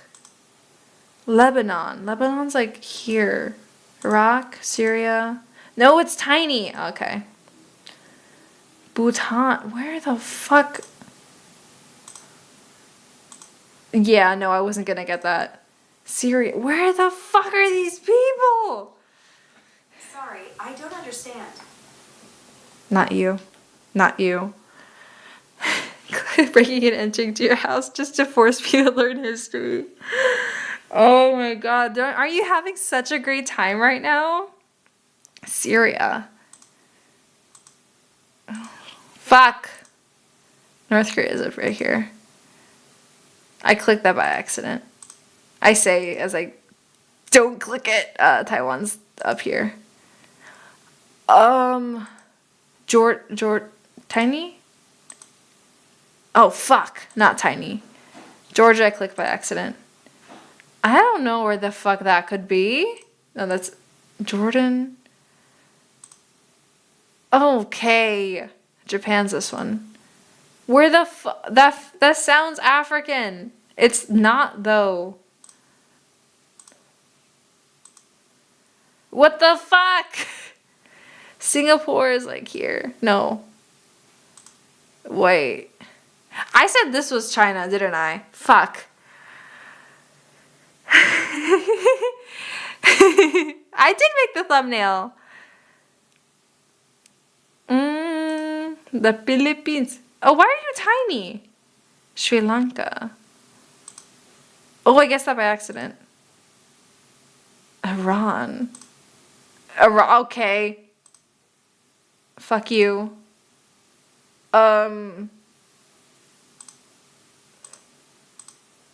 Okay, Slay. Malaysia. No. What the fuck? Cambodia? Pog? Pakistan? Oh, no. China? Maldives are like islands, right? I've heard that they're like islands to visit. Oh, they're there. Jordan, right there. Oh, I don't think I clicked that. I'm just gonna. Ooh, I guessed that. Pog? What the heck? I've run out of little circles. Cambodia? Bangladesh? Oh, tiny? Yep. Yemen? Bangladesh? Iraq? Wow! With her knowing Japan, Turkey, and India. Well, I don't even think I only knew Turkey because it told me where Armenia was, and I had like the history of the Armenian genocide told to me every year living in Burbank, so that I figured, I'm like, they're probably really close to each other, aren't they? Every time someone makes fun of me for something like that, I keep thinking I'm stupid for the next 2 months. It's no, I know that this is a weak point for me. I'm like fully aware. And we're not doing Africa because there's no way I could guess any of this. I have no knowledge besides Egypt. And even then I think I'd fuck up South Africa. Kuwait sounds African, doesn't it? Surely there's like a reason that they sound similar. I would have thought that was in Africa had it not been on the Asia test. Australia and Oceania, I'm not gonna know. World geography, I didn't retain anything. Let's do anatomy and science because this one I'm probably gonna do very well at. Famous last words. Oh wait, this is too easy. No, this is too easy. Click on the heart. Gee, I wonder where. Click on the pancreas. Click on the small intestine. Click on the gallbladder. Where is that? The appendix. Where the fuck is the spleen? That's a liver. Wait, where's the spleen? Wait, I didn't click the appendix. Is that not the appendix? That's a stomach. That's a liver. That's a kidney. What the? No! The appendix is down there? Oh my god. Whoopsie. The brain, liver, kidneys, esophagus. What? What the fuck do you mean that? Oh my god. Is it because it goes further down? Oh, fuck you. Urinary bladder, the PP, the larynx, the stomach, the lungs, the large intestine. Okay. The oversimplified World War I should help a little. Don't let it sit me in touch. I didn't realize okay, when I saw that it was there, then my brain was like, oh yeah, it's like a weird little fucking bullshit thing. And when people say they have stomach pain, it's like down like a cramp. I did not remember that. I just knew it had to do with the digestive system. Okay, all right. Well, now I'm kind of curious. Oversimplified World War I. It's to the left a little bit. Oops, I clicked the wrong fucking thing. It's a little bit to the left. To the left, to the left. Everything you own in the box to the left. In the closet. What the fuck is this shit? That's an ad. Wait. Oh my god. I have YouTube Premium on my personal account. But I don't want to use his account for this. Actually, I will go use his account for this. Switch account. Fen, I'm using your YouTube. I'm sure you would not mind. War stuff. You're actually very smart about those things. Okay.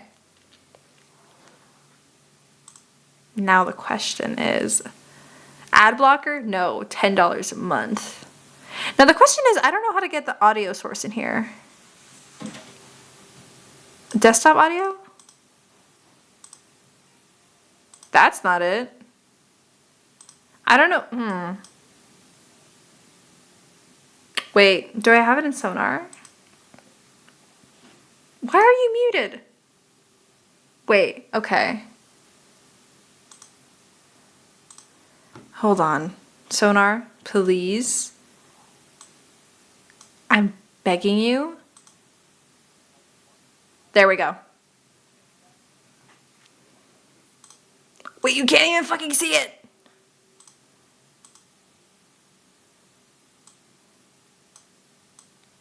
Why is the ratio so fucky wucky?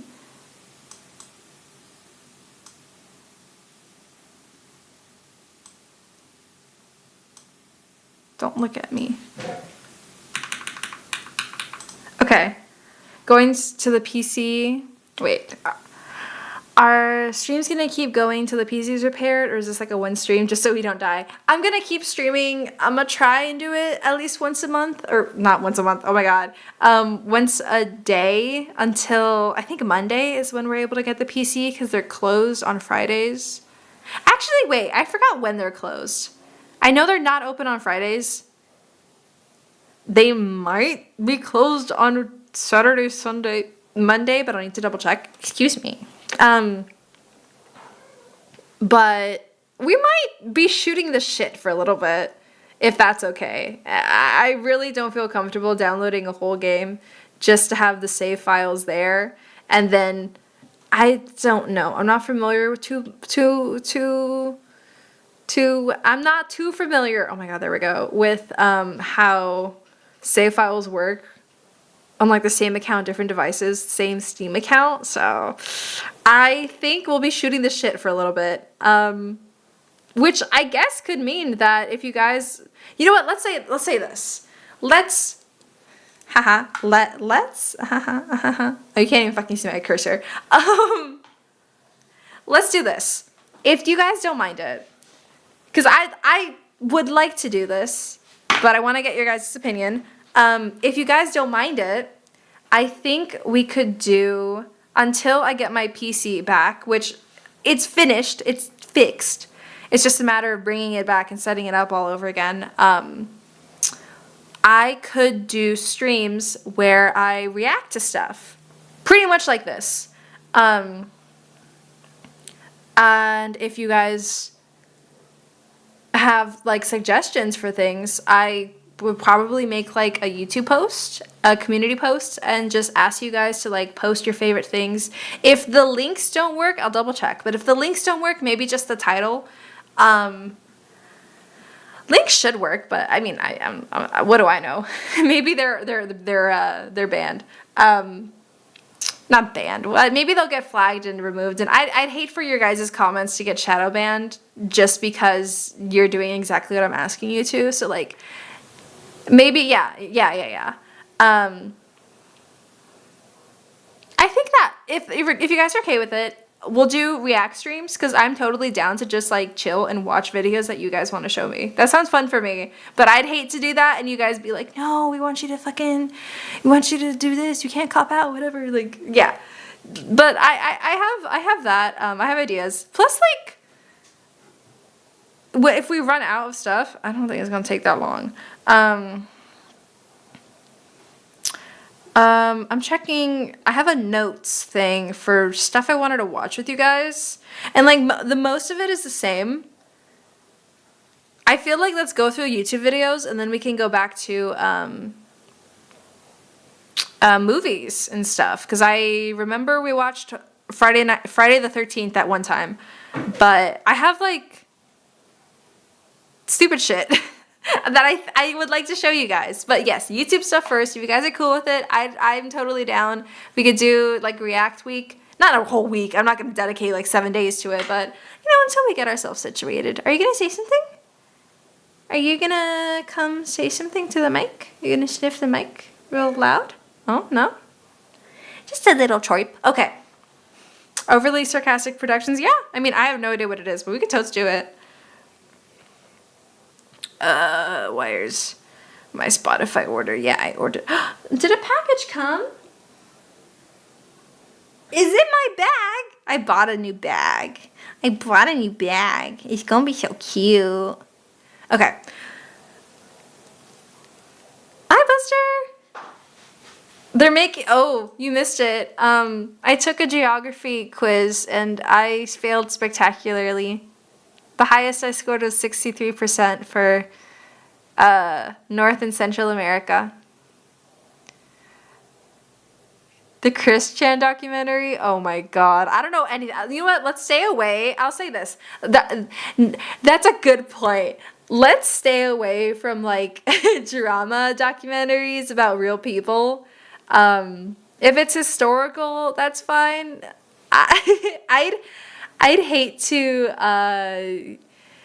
accidentally show misinformation,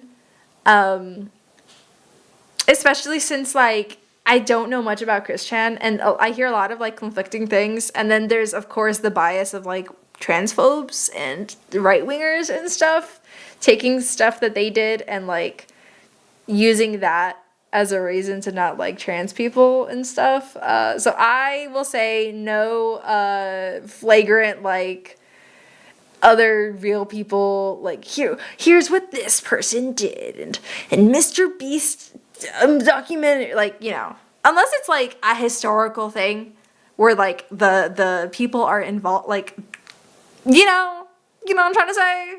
I'm trying to skirt around it, but like yeah. You do GeoGuessr? GeoGuessr, there's no fucking way I could do GeoGuessr. Dude, you've seen me.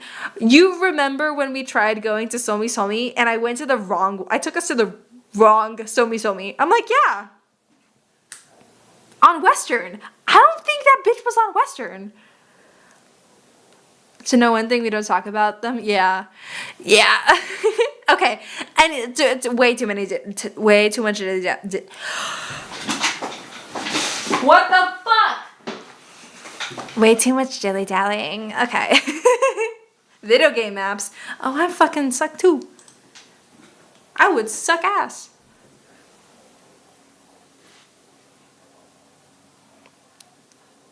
Slay?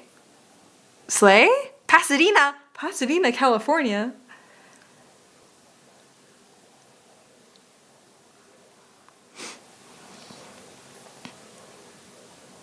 Oh.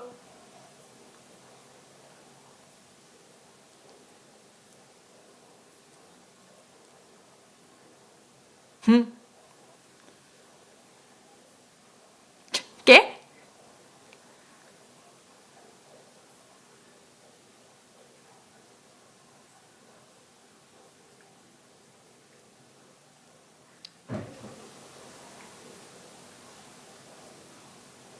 Oh.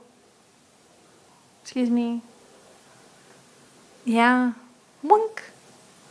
Oh, those are cute. They're like ASDF. Uh-oh.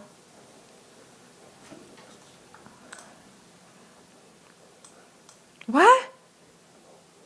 Muted?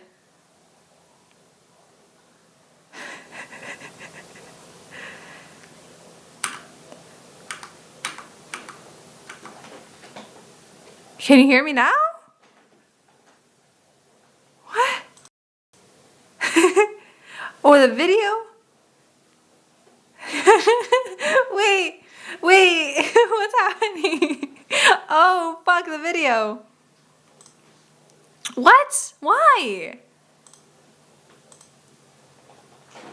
Is it desktop audio?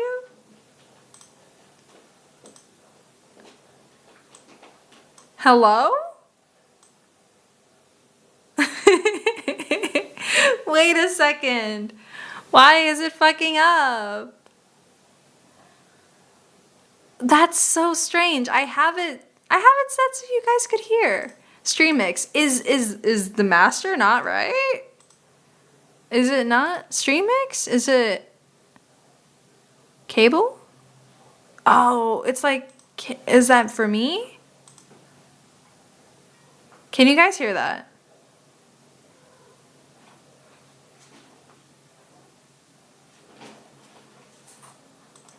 There's a chance that the stream mix was set to the wrong thing. No? Ah! Oh, what's happening? Mic input, personal mix. Okay. What? Do I not? Oh, fuck. Wait, is it an OBS? Oh, fuck. Wait. Wait, what do I have to do? I have to, like... How do I... set up... Route the apps. Decide which channels can be heard. Oh, I forgot to hold up. Yeah, ooh, guys, I am a professional.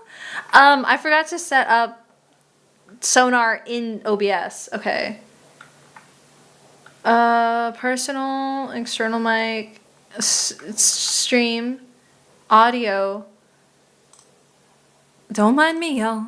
Don't mind me. Audio, disable everything. And then mix. Auxiliary, set it to Steel Series. Mix auxiliary, set it to Steel Series. Okay, so that's disabled. Disable everything. Disabled. This will transfer over from Sonar to OBS. This will include any levels and configurations you made in your streaming mode. And that's it. Okay, apply. Okay. Oh, that just refreshed everything. Snoop Dogg muted on live stream vibes. Okay. Now, tell me. That's you. That's all you sound like. You have an hour until dinner. Now. Let's have a war. Everyone knew a big war was coming. France wanted some stuff back that Germany had taken from it. Germany wanted to take more of everyone's stuff, and they were building a big sexy navy that was making the British uncomfortable. Big sexy navy. These two empires thought they were really cool, but lots of different people who lived okay, there that's totally didn't my think bad. it was so I know cool. exactly what I and did some wrong. of them had even been declaring independence with help It's loud? Ooh. I got you. Russia. Everyone was talking about each other behind each other's backs, throwing the fact that military technology had come a long way since the last major war, and suddenly everyone was pretty eager to beat each other up. In this area of Austria-Hungary live some Serbs and Bosnians who hated living in Austria-Hungary. So the Austro-Hungarian Archduke Franz Ferdinand goes there for a nice drive in an open-top car with his car's route published in advance. Oh, that's so smart. And that went just about as well as you'd expect. Some assassins were waiting for him along the way and threw bombs at his car, but they missed and blew up some officers behind him instead. So the Archduke goes into hiding, leaves Sarajevo, and the whole war never happens. Except no, the Archduke doesn't leave, but instead goes back out in the open-top car to visit the injured officers in hospital. The driver takes a wrong turn and by sheer coincidence gets stuck beside one of the failed assassins, who shoots him. Austria-Hungary is understandably pissed about all this, and they think the Serbian government had something to do with it, which they might have. So they go to their ally Germany and say, hey Germany, we're going to declare war on Serbia, and Germany is all for that. So Austria-Hungary send a big list of impossible demands to Serbia, and when Serbia refuses, they declare war. Austria-Hungary and Germany are friends, and Serbia is protected by Russia, who's friends with France, so they'll declare war on each other. Montenegro joins in too. France and Britain also have a kind of alliance, so when France says, hey Britain, you got my back? Britain is like, maybe. And then they decide to stay out of it, which is great for Germany because Germany has a plan. They know that Russia is so big and clumsy that it will take them a while to get ready for war. So with this guy in charge, Germany will send all its troops into France at lightning speed while Russia's getting ready. Defeat France, then move all the troops to Russia and defeat Russia, and then we all speak German and eat Pfeffer Pottast every day. Just one problem. France has loads of forts and defenses along its German border, and Germany can't waste any time fighting them, so Germany decides to go around them. Through Belgium. Ooh. Belgium is neutral, but Germany wants to march 750,000 troops through it to get around France's defenses. They're hoping Belgium will just kind of sit down and shut up, but they don't. They fight back. And they're pretty good too, so they slow the Germans down. What's worse is that Britain shows up, and they're pretty pissed that Germany's invading neutral countries. So now Britain declares war on Germany. So Germany push on through Belgium and commit some atrocities along the way. They also wear spikes and sometimes skulls on their uniform. So if you're trying to not look like the bad guys, good job. The Allies have a propaganda extravaganza, and this starts having an influence around the world, notably in America. The US President Woodrow Wilson sees himself as a bit of a Jesus figure, and spends most of the war trying to get everyone to just hug it out. But there's also a large population of ethnic Germans living in the United States, and when the war first broke out, they were like, yay, Germany. But now that they're committing atrocities in Belgium, they're less enthusiastic. Let's play Spot the French Soldier. Did you see him? Easy, right? He's wearing a bright blue uniform with red trousers. And do you know who else spotted him easily too? The Germans. Oh, fuck. So when the French were slowly marching in columns through the countryside, the Germans easily tore them to shreds with their giant guns. All the nations involved in this war went in with an old school war mentality, and all of them had to update their uniforms and tactics a lot during the Great War. Wow, in hindsight, that's kind of crazy. Because this war was going to be like nothing anyone had ever seen before. Russia's ready for war, and way earlier than this expected. video before going into detail. I've never seen this stuff before. Oh yeah, sure, we've got this. Nope. So Germany has to send some troops back to the east to defend against the Russians. See this video being sped up and put in a Discord GIF with the caption like, nice opinion. Handsome, he turns out not to be the best military strategist. Austria-Hungary constantly ignores Germany's advice, and then comes running back to Germany whenever they get in trouble. Austria-Hungary even gets its ass kicked by tiny Serbia, who repels all their invasion attempts at the start of the war. It's better news for Germany in the north, though, where they almost completely wipe out the Russian Second Army. Back on the Western Front, the Germans continue advancing and are in sight of Paris. At this point, anyone would be forgiven for thinking the Germans were going to get that quick victory after all. But then things start to go wrong. The French commander-in-chief knew something had to be done, and he ordered his armies to stop retreating. In the resulting battle, a gap opened up in the German lines. If a gap opens up, the enemy can use it to flank you from the side and behind, so the German armies have to retreat. The Allies launch a counterattack, so the Germans dig into defensive positions. The Allies do the same. Then both sides move north, trying to outflank each other along the way. When they reach the sea, they're in a stalemate with trench systems running the whole way from the coast flags to are Switzerland, really helpful. the beginning of trench warfare on the Western Front. Here's how trench warfare works. Two opposing lines of trenches with no man's land in between. One side would pummel the other with hundreds of thousands of artillery shells, sometimes for days at a time. This had a huge psychological effect on the soldiers, leaving many shell-shocked. Then, the attacking troops would leave their trenches and rush across no man's land, a muddy wet mass of shell craters and barbed wire.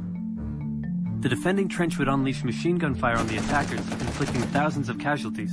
The attackers would send wave after wave until either they gave up or the opposing trench was finally overrun. There would be months of fighting and the deaths of thousands in order to gain a few meters or kilometers of land. Oh my god. Living in the trenches was hard work too. Corpses, mud that could swallow you whole, pools of poisonous water, rats, disease, the smell. It's insane that millions of soldiers put up with these conditions, and commanders ordered them to do so for years. Holy shit. Wait, am I streaming right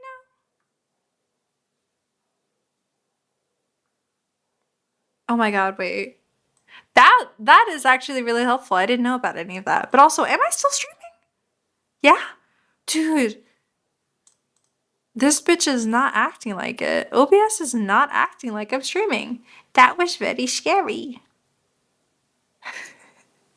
Okay, I like that. Let's go to part 2. With both sides stuck in a hard stalemate, they knew this war wasn't In going the to be first about month, taking a territory, million but about died. simply wearing each other down. Holy shit. The Allies had plenty of men to expend from its overseas dominions, and the British also started a naval blockade, so Germany couldn't import stuff, like food. Neither side really wanted a long, grueling war, though, so they both thought of ways to break the deadlock on the Western Front. Idea number 1, new frontiers. When the war first broke out, Australia was quick to take German New Guinea. The Oh, Allies also quickly jumped on Germany's colonies in Africa, and particularly in German East Africa, locals were enlisted as soldiers and carriers. I didn't by even both know sides, Germany leading to a took tremendous supply Africa. of native Africans. Some new combatants entered the war as well. The Allies' new friends were Italy and Japan. Japan was busy building itself an empire, so it was more than happy to take away German islands and colonies in East Asia. Oh. Italy actually had an alliance with Germany and Austria-Hungary before the war, but after some tense relations, and then the Allies promising to give them some of Austria-Hungary's stuff, they switched sides. Italy opened up a front in the mountains here, but like everyone else, they were stuck in stalemate for most of the war. The Central Powers' new friend was a struggling empire in the Middle East. I didn't The Ottomans. know. I mean, like, I knew The Ottoman Africa were was divided taken on whether to by, actually join like, the war or not, France and since they'd been shit. I didn't know exhausted by the Germany recent took Balkan them. wars. Some of the politicians who did want to join went off on their own and fired some shells at Russia, and then came back and said, whoops, looks like we're at war now. The Ottoman entry into the war was of particular concern to the British, since the Middle East was full of oil, and Britain wanted all of that oil. First, the Ottomans tried to attack Russia in the Caucasus 5 different Mountains, countries? but they weren't Holy prepared shit. for the cold, and many of them froze to death. Then they crossed miles of desert to take the Suez Canal from the British, but that failed too. Then the Allies tried to take the Dardanelles at Gallipoli in a long and hard trench warfare campaign, but that also failed. The Ottomans blamed their initial losses on the ethnic Armenians living within Ottoman territory, and the resulting Armenian genocide led to the deaths of 1.5 million people.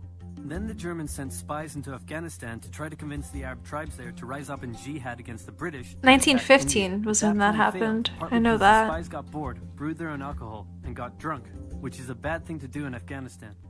All these new frontiers hadn't done much to change the war. Aware that the Allies had more men and supplies than them, the Germans knew they had to do something to break the stalemate. Before the war, there was a big conference that set out the rules of modern warfare. No chemical weapons, no killing civilians. Basically, don't be jerks. The Germans held a meeting and decided to be jerks.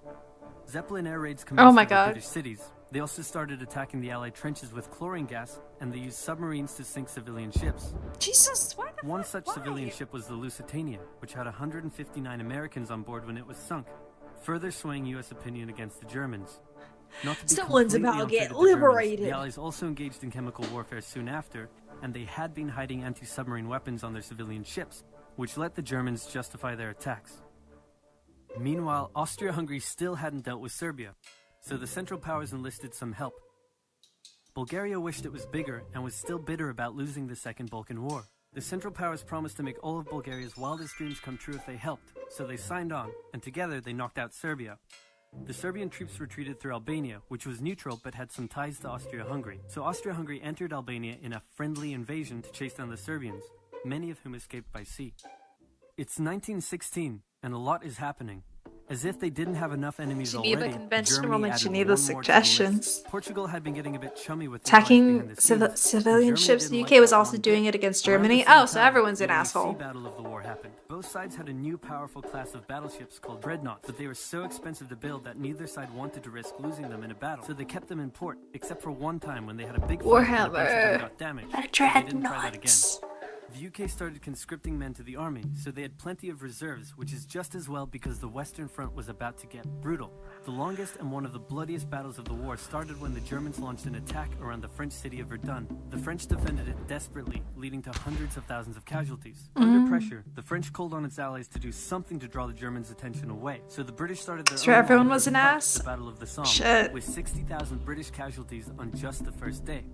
It was also here that the British first used one crazy brand new piece of sci-fi technology. The Russians had been getting pushed back further. I and didn't know further they were a into their own German thing territory. first. But in response to the French call for help, they began a huge offensive. Not that I and did had really an well idea of until what they ran could have out of been, supplies but and got stuck. Seeing how well the Russians had been doing, Romania decided now would be a great time to jump in and win the war. And then they got pounded. fuck. The Greeks were fighting amongst themselves about whether to join the war or not. The king liked the Central Powers, while the Prime Minister wanted to join the Allies. After a brief national schism, during which the country split into two, the king finally abdicated and the country reunited. With Allied help, they began a new offensive.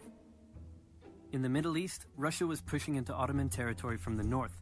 The British had also made a landing in Mesopotamia to protect Persia's oil fields, and they had also sent a small army up the Tigris River to try to take Baghdad, but the army got sieged in the town of Kut along the way and eventually surrendered. a new offensive was launched from the south with all-out desert warfare. The offensive was aided by one famous British officer, better known as Lawrence of Arabia, who helped lead the Arab tribes in a revolt that wreaked havoc on the Ottoman supply lines. By the time 1917 rolled around, everyone was exhausted. There were mutinies in the French army, the German populace was starving, and the war had drained all of Russia's supplies. There was no clear winner, and it was still anyone's war. The only question now was, who was going to break first? And the answer was Russia. Tired of not eating and mad that a crazy magic homeless guy was calling some of the shots, there was an uprising in Petrograd complete with riots and strikes. A magic homeless the riots guy? turned into a full-scale revolution, and a new government overthrew the Tsar. Then a few months later, the Bolsheviks overthrew the new government, and they pulled Russia out of the war. This was great news for Germany, who now only had to focus on the Western Front. But there was still one problem. The pesky United States of America was looking increasingly like it was going to join the war. America had been selling supplies to the Allies throughout the war and was getting super rich off the back of it, meaning it was in fantastic shape and was dangerous to the Germans. So Germany sent a telegram to Mexico saying, wouldn't it be crazy cool if you guys attacked America? But the British intercepted the message, showed it to the Americans, and that was the final straw. Oh, American that's the troops way, began that's the shipping bit. out to Europe. Mexico saying, wouldn't it be crazy dangerous to the Germans?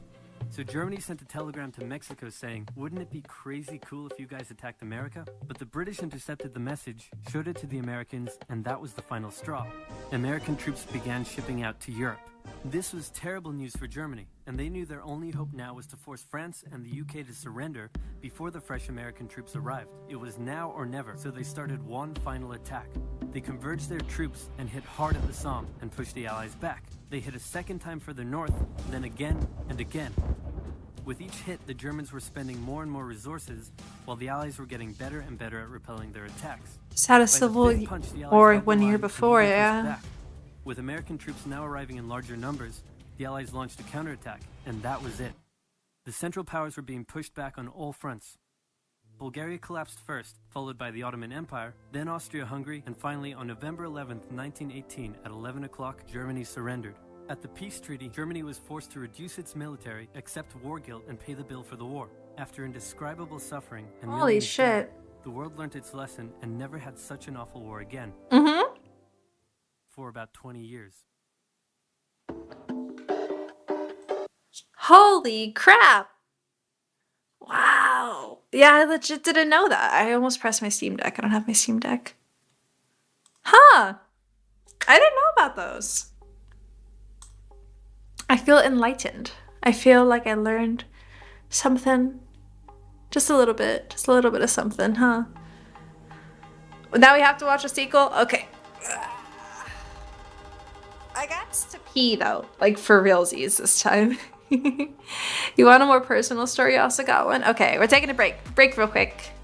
Little breaky break. I'm going to add a text file. This is breaky break.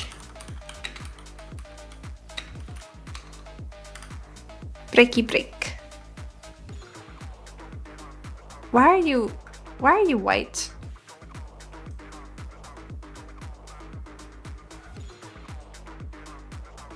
Yeah, that's fine. Actually, wait. No, yeah. Oh, I'm cramping. Ah, my uterus. Ah. Ah.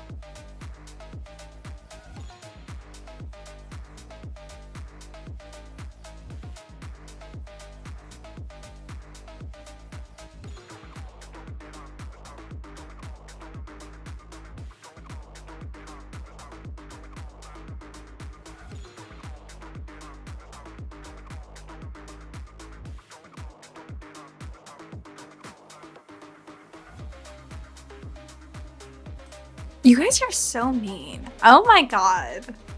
Wow. I can't even be in my own house and have peace. Oh, Cattersons, I hope you're alright. I hope you find something to entertain yourself with, because I know damn well I'm not entertaining enough to distract from a bad party.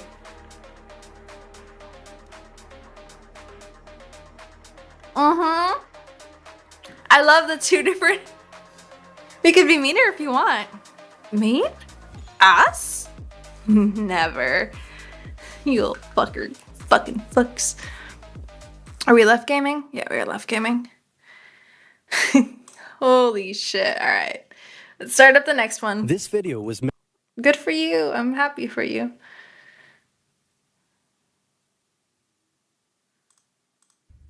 It's 1902. A young man by the name of Benito Mussolini moves from Italy to Switzerland to avoid military Sorry, service. the song's too He gets loud. big into socialism, working for trade unions, writing for socialist newspapers, advocating a violent overthrow of European monarchies, the whole shebang. This gets him in a bit of trouble with the Swiss police, so he gets arrested, sent back to Italy, set free, returns to Switzerland, is arrested again, goes back to Italy again, completes his military service after previously avoiding it, and then after a brief stint as an elementary school teacher, he finally returns to work as an avid socialist. His speeches and journalistic abilities made him famous among Italian socialists. He was anti-war, so when Italy colonized Libya in 1910, he rioted and got arrested. Then World War I came along, and once again he protested Italy's involvement. But then he thought, wait a minute, this war could bring about the social climate needed to overthrow European monarchies and bring about the socialist revolution everywhere. And suddenly he was pro-war. But his fellow socialists didn't like his new pro-war stance, so they kicked him out of the party. So then he said, you know what?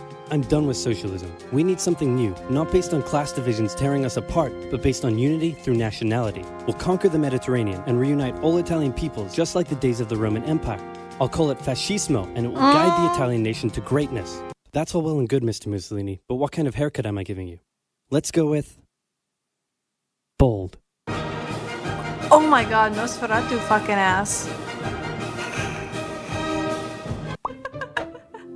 Have a good one, Cattersons.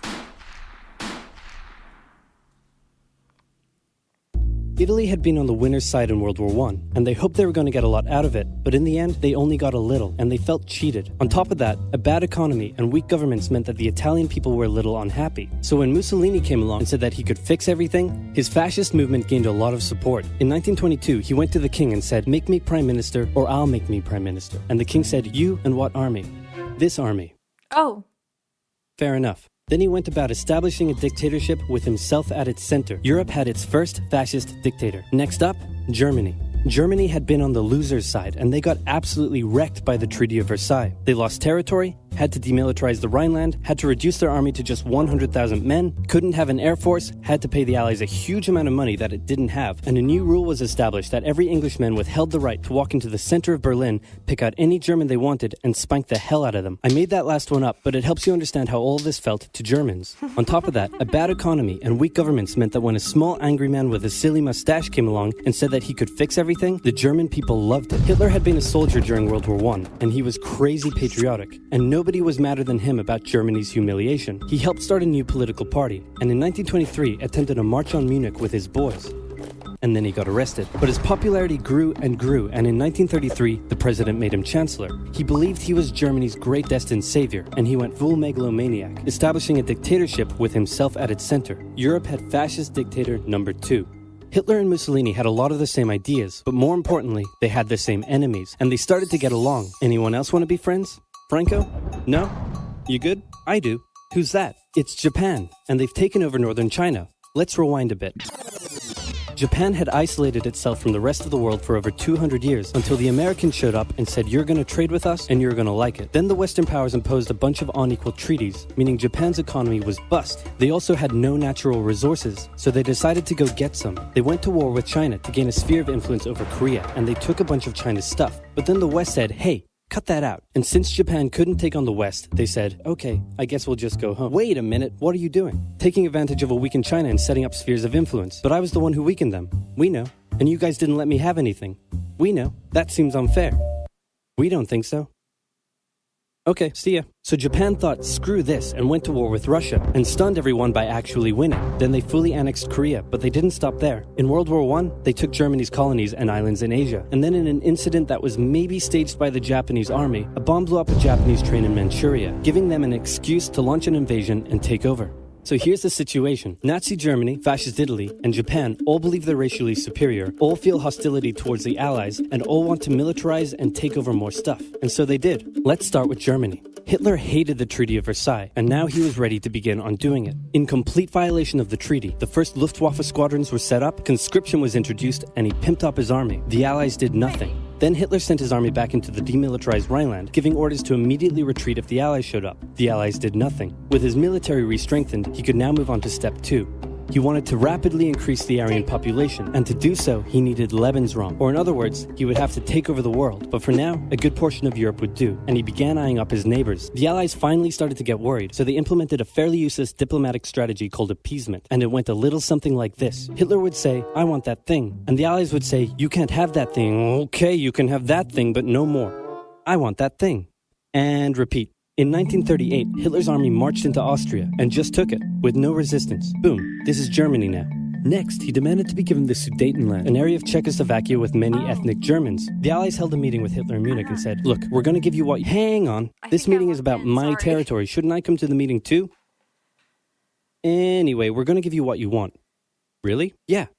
Just like that? Yep. What's the catch? Just sign this piece of paper promising you won't invade the rest of Czechoslovakia. Okay. Then Chamberlain returned home victorious, waving his signed piece of paper in the air, declaring crisis to be averted and the continuation of world peace. And we built a statue of Chamberlain in his honor, and every day on the 30th of September we celebrate Chamberlain Day. Hitler's invading the rest of Czechoslovakia. What? He's invading the rest of Czechoslovakia. Oh. You lied to me. What do you expect? I'm Hitler. Not to be outdone, Mussolini also wanted to get in on the action. He thought to himself, isn't there a not yet colonized nation somewhere which is so underdeveloped that the people would be defending themselves against our tanks with literal bows and arrows and wooden spears? Oh, there is? Fantastic. And so he took it. Italy also wanted to control the entrance to the Adriatic Sea, so they occupied Albania.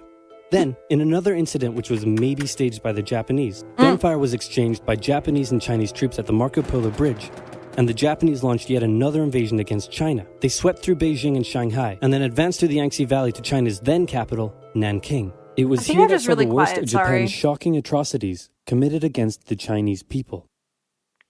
Back in Europe, Germany and Italy made their relationship status official by signing the Pact of Steel. Then, Hitler turned his eyes towards Poland and the hated Polish corridor, splitting Germany in two. At this point, the Allies really had to put their foot down, and they warned him that an invasion of Poland would mean war. Hitler had planned to continue his advance eastward, but he didn't want to end up fighting a war on two fronts. So for now, he made an alliance with Stalin, saying, how about we both invade Poland and split it between the two of us, and I definitely won't not refrain from not betraying you sometime in the future. I'm gonna say burritos, that you may not know it, but that's a slur.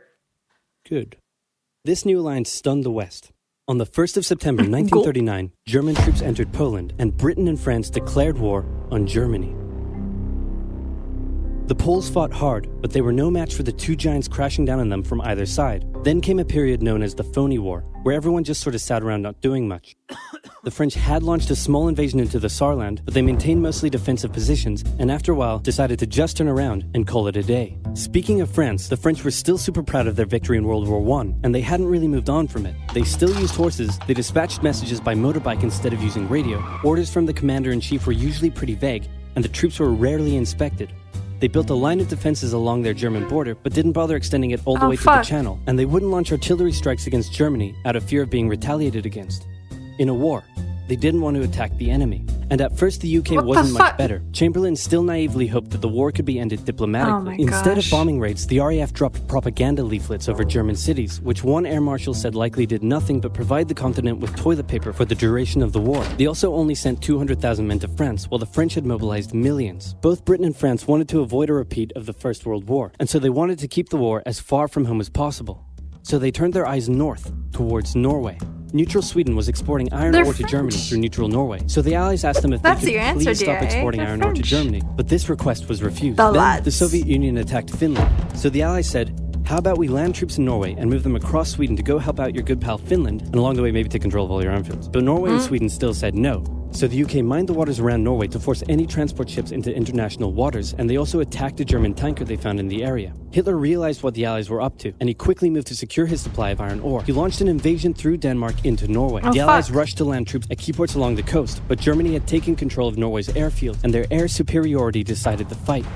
The Allies had to retreat. After this slightly embarrassing failure, Chamberlain resigned and was replaced with Winston Churchill, who had a slightly different approach to dealing with the Germans. Hitler's overall strategy was similar to Germany's First World War strategy. Attack France, defeat France, knocking out the UK in the process, then turn on the Soviet Union and win the war. During the Phone War, the Allies had given Hitler time to prepare his forces. Now, he was ready to attack. The Allies had wanted to place troops in Belgium, but Belgium had refused, and in a move that surprised pretty much no one, Hitler launched an invasion to get around France's defenses. The Allies charged into Belgium at full speed to meet the German invasion head-on, and it looked like a repeat of the First World War was coming. But this time, Hitler had a trick up his sleeve.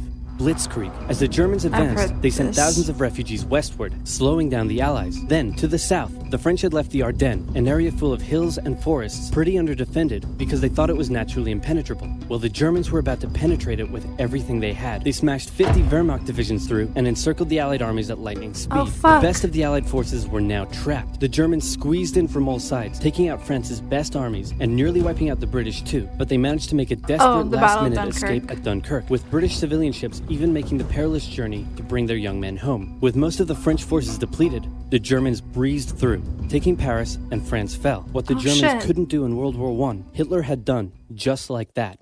Hitler hoped that with the fall of France, the UK would also lose hope and sue for peace. But quite annoyingly, it didn't, and he needed to secure the Western Front, so he tried to force them into submission with mind games. The UK were now all alone, and Hitler wanted to emphasize that. First of all, just before France fell, Italy finally declared war on the Allies, making the UK's situation even worse. Next, instead of just occupying all of France, Hitler occupied the coastal areas for defense, but allowed France to continue its existence as a German puppet state. This way, it looked like the UK's old ally had decided to switch sides. Hitler also hoped that the UK wouldn't attack any of her old allies' navy bases or colonies in Africa, giving Hitler an extra line of defense to the south. But the UK made sure to respond to this by sailing down to France's navy base in Algeria. They did take a lot of fucking so have at it. countries. Hitler then began laying down plans for an invasion of Great Britain. Before German troops could land on British soil, he would first need air and naval superiority across the Channel. Waves of German bombers came, while the completely outnumbered RAF worked bravely around the clock in an attempt to quell the German attack. At first, the Luftwaffe targeted British ports and coastal facilities. Then it attacked RAF bases, crippling the RAF's ability to defend the nation. And it looked like Hitler's Great British invasion was coming. But then, Churchill ordered a small, pretty insignificant bombing raid over Berlin. It didn't do much damage, but Hitler was furious, and he immediately ordered the Luftwaffe to refocus its attacks on civilian targets in London. Children were sent off to the countryside away from their parents to avoid danger, and frequent trips to air raid shelters became a daily occurrence. But British morale held firm. Smiling, knitting, lounging casually, these people have balls of steel. This refocusing on London also gave the RAF breathing space to reorganize, so Hitler kind of shot himself in the foot there. Just the foot for now.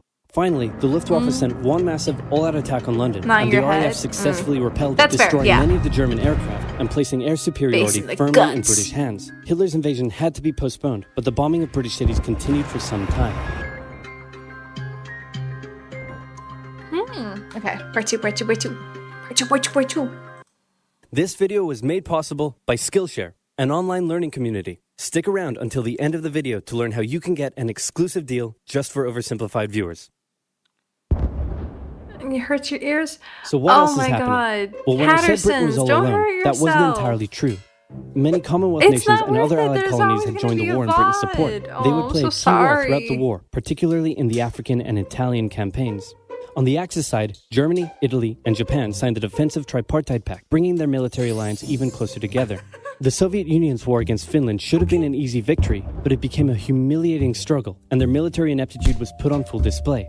In the end, they did force the Finns to sue for peace. Then, they continued their honorable campaign of pushing around much smaller countries by annexing the Baltic states and part of northern Romania. France's colonies in equatorial Africa were like, heck no, we aren't going to join the Germans, and they all pledged their allegiance to free France, except for Gabon, which had to be taken by military force. The Allies also tried to capture the strategic port of Dakar, but that ended in failure. Mussolini had seen Hitler's successes, and he thought now it was Italy's time to shine. So he tried to take British Somaliland, and that went pretty well. Then he tried to take Egypt, and that went less well. Then he tried to take Greece, and that went really badly. Churchill began referring to Italy as Europe's soft underbelly. He began favoring a military campaign from the south and started sending British troops to Greece. All of this It's the had only Hitler source of pretty concerned, entertainment, and he and moved to it's protect learning his southern about flank. He had been getting history. friendly with Oh, Hungary and that's how I twisted their know arm into it's signing bad. the Tripartite Pact and joining the Axis powers. Romania was also eager to join for protection against the Soviet Union. The Tripartite Pact was designed to prevent any other countries from deciding to join the Allies, specifically Britain's old ally, the pesky United States of America. When war first broke out, American public opinion was strongly against joining in. In 1940, there was an election. The Republican candidate said, "I will not send any young Americans to die in Europe," and sitting President Franklin D. Roosevelt said, "I will also not send any young Americans to die in Europe. Unless I have to, then I might." And Roosevelt won. Churchill asked him to join the war, but Roosevelt said, "No can do, Winston, but you know what? Here, have some weapons." America began supplying the Allies with food and munitions, but there was one problem. German U-boats were sinking thousands of Allied supply ships in the Atlantic, including American ones. If the Germans could sever Britain's supply line, the UK would starve. Throughout the war, the Allies had to come up with better technology to fight the U-boats. Improved radar, aircraft with longer range, better weaponry and convoy tactics. At one point, a man even called a meeting and said, "Pykrete, you take some wood, you take some ice, you put them together, you get pykrete." And then he pulled out a gun and We shot some could wood do and that it shattered. again. And then he shot some pykrete and the bullet ricocheted off it and hit someone else in the conference room. Then they tried to make a Pykrete aircraft carrier, but that idea was scrapped because that's a really dumb idea. In the end, Alan Turing and his team of codebreakers cracked Germany's Enigma code, and the U-boats gradually became less and less of a threat. Back in Africa, Britain decided to push Italy out of Egypt. Hey, that was pretty easy, so they kept going. Hitler realized he was going to have to finally step in and do something. He went to Bulgaria and Yugoslavia and said, "Hey, I'm going to move troops through you to get to Greece, so either join us or, be invaded." Bulgaria opted to join them. Yugoslavia opted to be invaded. Then Greece finally fell to the joint German-Italian invasion. The British had moved troops from North Africa to fight in Greece, which helped Rommel and his tank divisions push the British back to Egypt. And they could have kept going, but a small, mostly Australian force held out under siege for 8 months in Tobruk, denying the Germans a strategic port city and disrupting their supply line. Despite having some success in the Middle East, the British didn't seem like any real threat for now.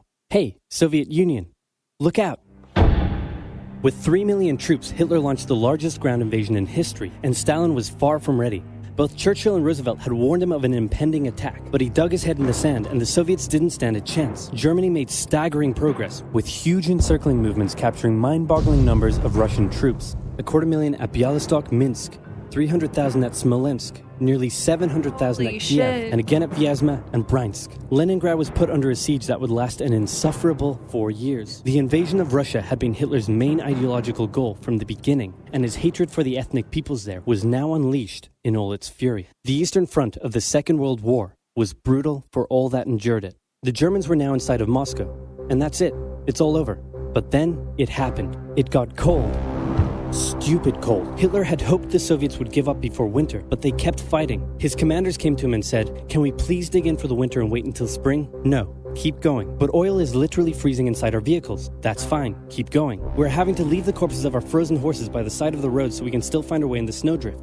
"Perfectly normal, keep going." Hitler hadn't given his millions of men winter clothing and supplies because he thought he really should have won by now. Then, Stalin called in troops from the Siberian front, specially trained to fight in the extreme cold, and the Germans were no match. They were now being pushed back. They had no choice but to dig in and wait for winter to end. Germany's victories were staggering, and Japan was eager not to miss the victory bus. Their war in China had come to a standstill, but they wanted to keep expanding their sphere of influence and getting those sweet, sweet raw materials. They began making plans to expand southward, but there was a problem. Southeast Asia was heavily colonized by America and Great Britain. It was also full of ocean. Ocean meant naval combat, and there was no way the Japanese Navy could stand up to the US and the UK. So they thought, wouldn't it be nice if we could destroy their navies before we begin our conquest? And so it was. On December 7th, 1941, the Japanese launched a surprise air raid on the US Pacific Fleet at Pearl Harbor and inflicted a huge amount of damage. They also attacked British colonies in Southeast Asia, Roosevelt Harbor, and inflicted a huge amount of damage. Hundreds of air. Oh, okay. And then there's that whole thing of like those guys who actually survived Pearl Harbor for like 2 months or something, right? They also attacked British colonies in Southeast Asia. Roosevelt had no choice but to declare war on Japan, and so did Churchill. Hitler then declared war on America, even though he totally didn't have to. The attack on Pearl Harbor seemed like a big Japanese victory, but they didn't attack any of the naval repair yards, fuel storage tanks, or the submarine base, meaning the Pacific Fleet would be up and running again pretty soon. In the meantime, though, the Japanese were able to begin their conquest. They took Guam, the Gilbert Islands, Wake Island, Hong Kong, and the Philippines. They forced Thailand to join them so they could march their troops through to Malaya Malaya, they swept through Singapore, North Borneo, the East Indies, New Guinea, the Solomons, and they were now threatening northern Australia and the borders of India. Japan's victory had been as staggering as the Germans, and it reinforced the Japanese idea that this was a divine war which they were destined to win. But their victories had been based on speed, not power, and power would eventually catch up with them. For now, though, in all occupied nations, the people suffered. Persecution, forced labor, harsh punishments for any who spoke out against their occupiers. In Europe, the Nazis were rounding up ethnic minorities and other unwanted groups and individuals. In particular, millions of Jewish people would suffer through the terrible events of the Holocaust. Brave resistance movements rose up in defiance of their invaders, while the people held out for hope. And hope was coming.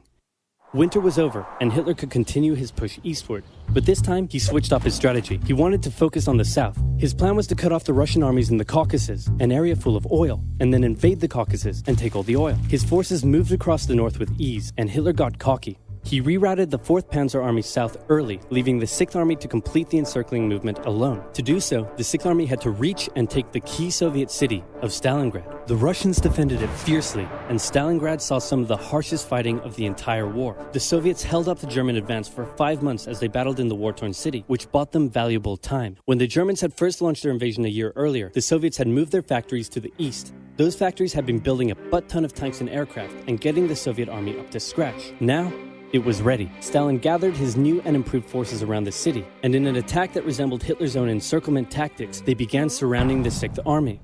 Hitler's commanders came to him and said, "Hey, maybe we should retreat." But Hitler said, "No, you stay." The entire 6th Army was trapped and had to surrender. With complete air superiority, the Soviets started pushing westward. For Stalin, it was a resounding victory. For Hitler, an absolute catastrophe. A way that Things you can also get out weren't of looking there. too good for Hitler elsewhere. With America now in the war, Allied bombing over German cities reached devastating levels. In Africa, the British had pushed Rommel back again. Then they were pushed back again, and finally, after a decisive battle at El Alamein, and with American and British troops arriving in the west, the Germans and always just Italians ask, were that's squeezed out of for sure. Africa. Japan was Be like, also "Hey, already seeing its rapid success folks, being turned around. They attempted I to want take out." the island of Midway, but the US Navy was ready for Midway? the attack, and I've they heard sank of that Japan's before. carrier. Actually, they sank a lot of them. It was a battle from which the Japanese Navy would never recover. British, Indian, fuck. and Chinese troops held the line in the harsh jungle terrain of Burma, and the Japanese suffered losses in the Solomon Islands and New Guinea. They began to realize they were not invincible. With the Axis out of Africa, the Allies had to decide their next move. Don't bring Churchill up the still wanted to attack Vtuber. from the south, while the I'm Americans preferred I'm a a full bad sea luck invasion charm, in northern apparently. France. All right, said the Americans, we'll do it your way. Allied forces successfully landed in Sicily and began moving north. They also carried out bombing raids over Rome. The thing was, many of the people in Sicily had relatives living in America, and they greeted the American troops quite warmly. With the war reaching home territory, most Italians just weren't that into it, and Mussolini was suddenly very unpopular. He was voted out by his own fascist Grand Council and was toppled from power. Italy immediately began negotiations for surrender. Hitler wasn't surprised and had already sent reinforcements southward. In an operation he ironically called Operation Axis, German troops quickly disarmed Italian troops in the north. The Allies continued fighting the Germans up through Italy, but then winter set in, meaning mud, and everything slowed to a halt. All right, said the Americans, let's do it our way as well. The mafia helped Americans in Germany Sicily? had made itself a lot of enemies, and millions of Allied troops had been gathering in England as factories worked around the clock producing the war material needed for a super crazy massive, the likes of which the world has never seen before, invasion of Europe. The Germans knew an Allied invasion would come, but they didn't know where it would land. Thanks to Allied deception tactics, they thought there was a pretty good chance it would come at Calais, but the Allies were really going to land in Normandy because it was less fortified and the beaches were nicer. Under the careful planning of General Dwight D. Eisenhower, the invasion that had been long in the making was just about ready to go. Just one thing was preventing the launch: the British weather. For a short while, everyone sat around waiting for a decent day, and then it came. On the night of June 5th, over 1,000 bombers took off and raided coastline defenses, while paratroopers were dropped inland in a bit of a chaotic operation, tasked with sabotaging defenses and capturing key bridges to stop any German reinforcements from reaching the beaches. Early the next morning, the barrage came, as Allied ships fired a huge number of shells at the German fortifications, and then the landings. The Americans at Utah and Omaha, the British at Golden Sword, and the Canadians at Juneau. It was a tremendous struggle with a great loss of life,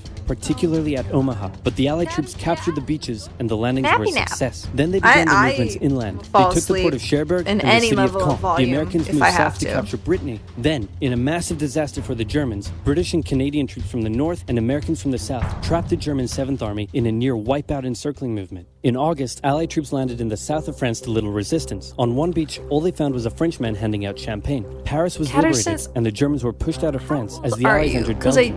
In the Far East, the Allies started to push the Japanese out of Burma. as the Americans launched But a I have two-pronged it in my offensive in the rules that Pacific. only In adults the are South, allowed General MacArthur led the push because to of the liberate the content Philippines, while General Nimitz that oversaw I the say brutal and island do. hopping campaign. American forces had to make hard-fought I don't mind landing you coming after back hard-fought when you're landing 18, on but fiercely defended I'll small be islands here. as they I'm moved not quitting steadily anytime towards the soon. Japanese mainland. The Japanese believed that the greatest thing a person could do was to die in battle, and the most dishonorable act was to surrender. As a result, they fought ferociously to the very end, and the closer the Americans got to the mainland, the more ferocious the resistance became. In February 1945, the Americans captured the island of Iwo Jima, and an intense firebombing campaign of Japan's wooden cities began. The Allies suffered some setbacks trying to liberate the Netherlands, but they were making progress and were now threatening the industrial heartland of Germany. Hitler's health, type it both out. mentally and physically, was rapidly deteriorating. Things were looking bad, and he was desperate. He said, "We need to turn this thing around, and I have just the trick." Remember a few years back when we blitzkrieged through the Ardennes and trapped the Allied forces in Belgium? Well, I'm going to do the exact same We thing. got the FBI and Again, DIA. he gathered his forces and tried to pound them through the Ardennes. He used up the remainder of Germany's strength and resources, and he managed to create quite Patterson's. Oh, I thought you were. I am so sorry. I'm gonna have to type it out. I'm sorry. Wait, because I know he's not gonna hear me.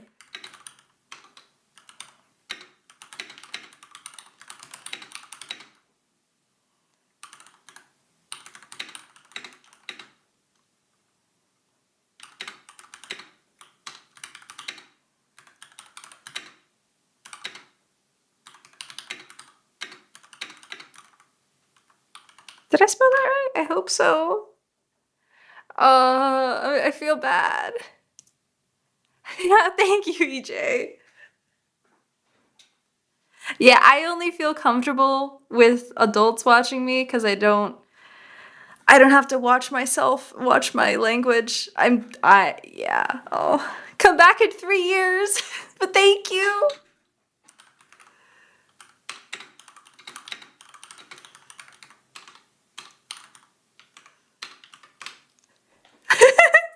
I'm saluting you, I promise. Okay. Let's go back a little bit. His health, both mentally and physically, was rapidly deteriorating. safe, Things were looking bad, and he was desperate. He said, "We need to turn this thing I around, can't and I have condone just the trick." that. Remember a few years back when we blitzkrieged through the Ardennes and trapped the Allied forces in Belgium? Well, I'm going to do the exact same thing. Again. He gathered his forces and tried to pound them through the Ardennes. He used up the remainder of Germany's strength and resources, and he managed to create quite a nice bulge. He also trapped some American forces in the Belgian town of Bastogne. The Germans sent the trapped Americans a message saying surrender or be annihilated. When it was read out to the commanding officer, he said, "They want to surrender? No, sir, they want us to surrender."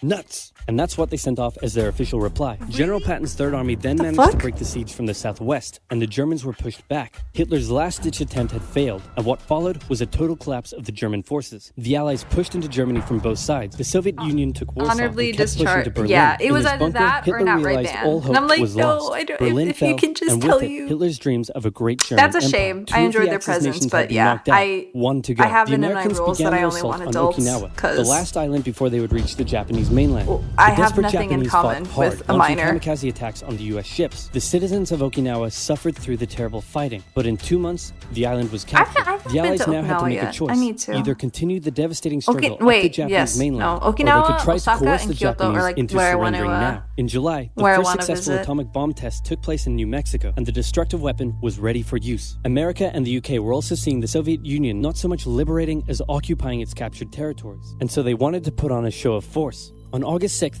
the A-bomb fell on Hiroshima. Then, on the 9th, Nagasaki. The cities were reduced to rubble, and for the people living there, it was a terrible fate. But for the Allies, it achieved their main aim.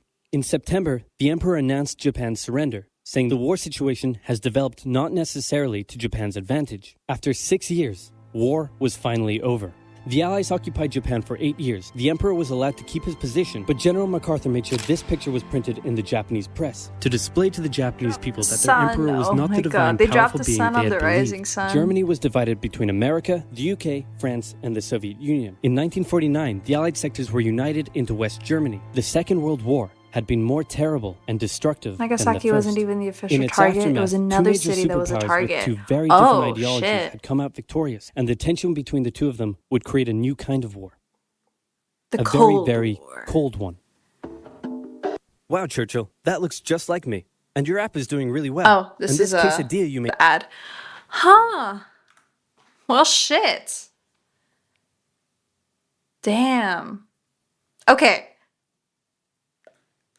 Part 1, part 2 of the Cold War. Okay, I think we can say that for another time. Peak video, how long is it? If it's like 15 minutes, I will watch it now. Because I have 2 feet, my babies, and myself. There's no fucking 17. I'll take it. Hit me. What's the name? What's the title? Let me hide this. 13? Hell yeah. Oh wait, my breaky break is still here. Goodbye.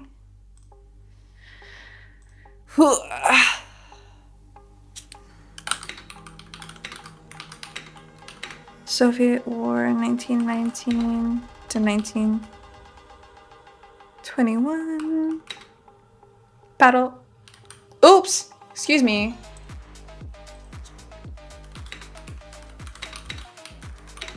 Battle of Warsaw. Poland Ball. Oh, you're so right. I could have just copy pasted that. I found it. What the fuck is this? What the hell? Wait a second. 17, that's underage. Get that video out of here. Fuck off. Okay. Funk. No, call me Ezekiel. Is that what my thumbnail looks like to you guys? I mean, I knew that going in, but damn. His thing is gonna be so fucked up. Here is 1919. The First World War has ended. German troops from across Eastern Europe have been ordered to return home. Many of these soldiers were stationed in Ober-Ost, German-occupied Latvia, Lithuania, and eastern Poland.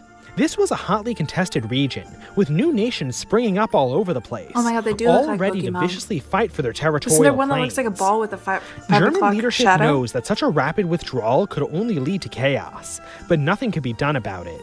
The Germans had to leave. And when they did, soldiers from all sides poured into the vacuum. The two most important of these land-grabbing nations were Poland and the Soviet Union. Both claimed Ukraine, Belarus, and many other parts of Eastern Europe as their own. Soldiers from each side made contact at the township of Bereza Kartuska. A brief engagement followed. When it was over, the Poles took the town and captured 80 Bolshevik troops. The Polish-Soviet War has begun. So you can call me Ezekiel. This is the Polish-Soviet War. Let's jump in. When the war started in 1919, the Poles had every advantage. Soldiers were arriving into the country from all over the world. Most were veterans who gained their experience fighting for every major power of the First World War. This rapidly growing army had almost 200,000 men by the middle of 1919. Meanwhile, even though the Red Army was technically larger than Poland's, most of it was stuck fighting in the ongoing Russian Civil War, so they only stationed 46,000 of their lowest quality troops on the western border. Against such overwhelming forces, the Bolsheviks could only make a fighting retreat. But the Poles had claims against more than just Russia. In April, they took Bolshevik-held Wilno. Lithuanian nationalists wanted the city for their capital, but the Poles wanted to bring Lithuania into a federation, so refused to cede any territory to it.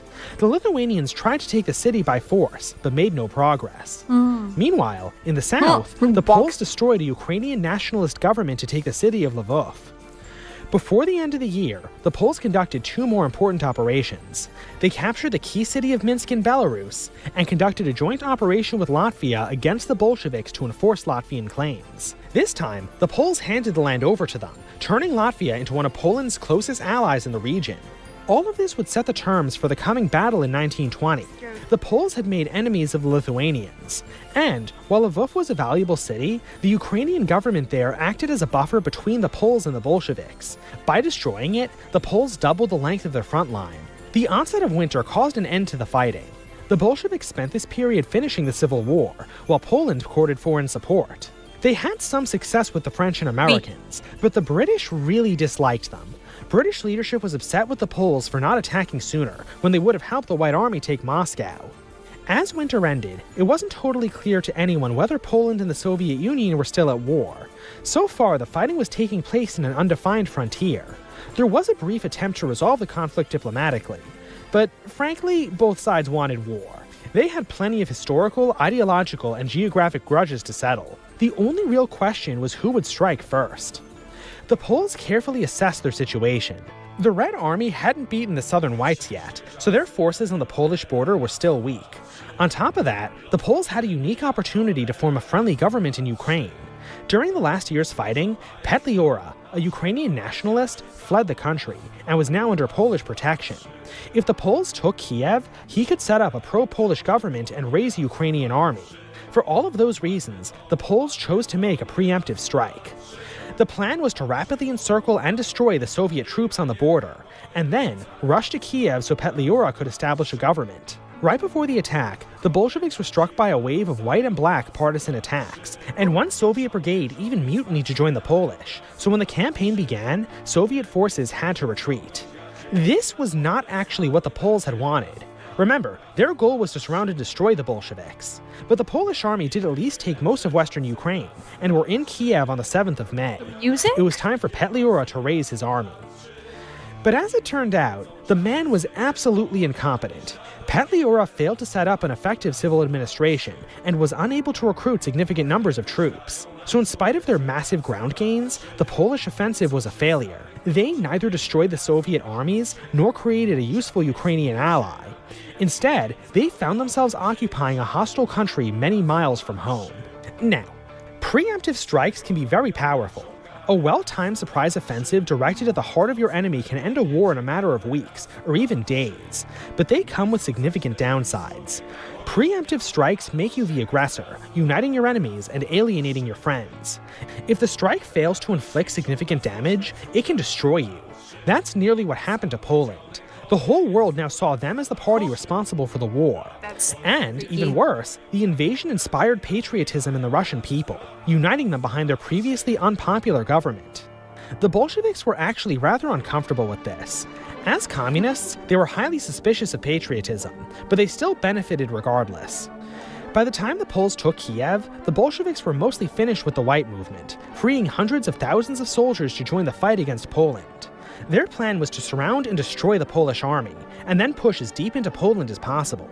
A key unit during this offensive was the Russian Konarmia, a massive all-cavalry force of nearly 20,000 horsemen. This mounted army's job was to find weak spots in the Polish line, break through them, and then wreak havoc in their rear. But before they could do that, they were confronted by the Polish cavalry.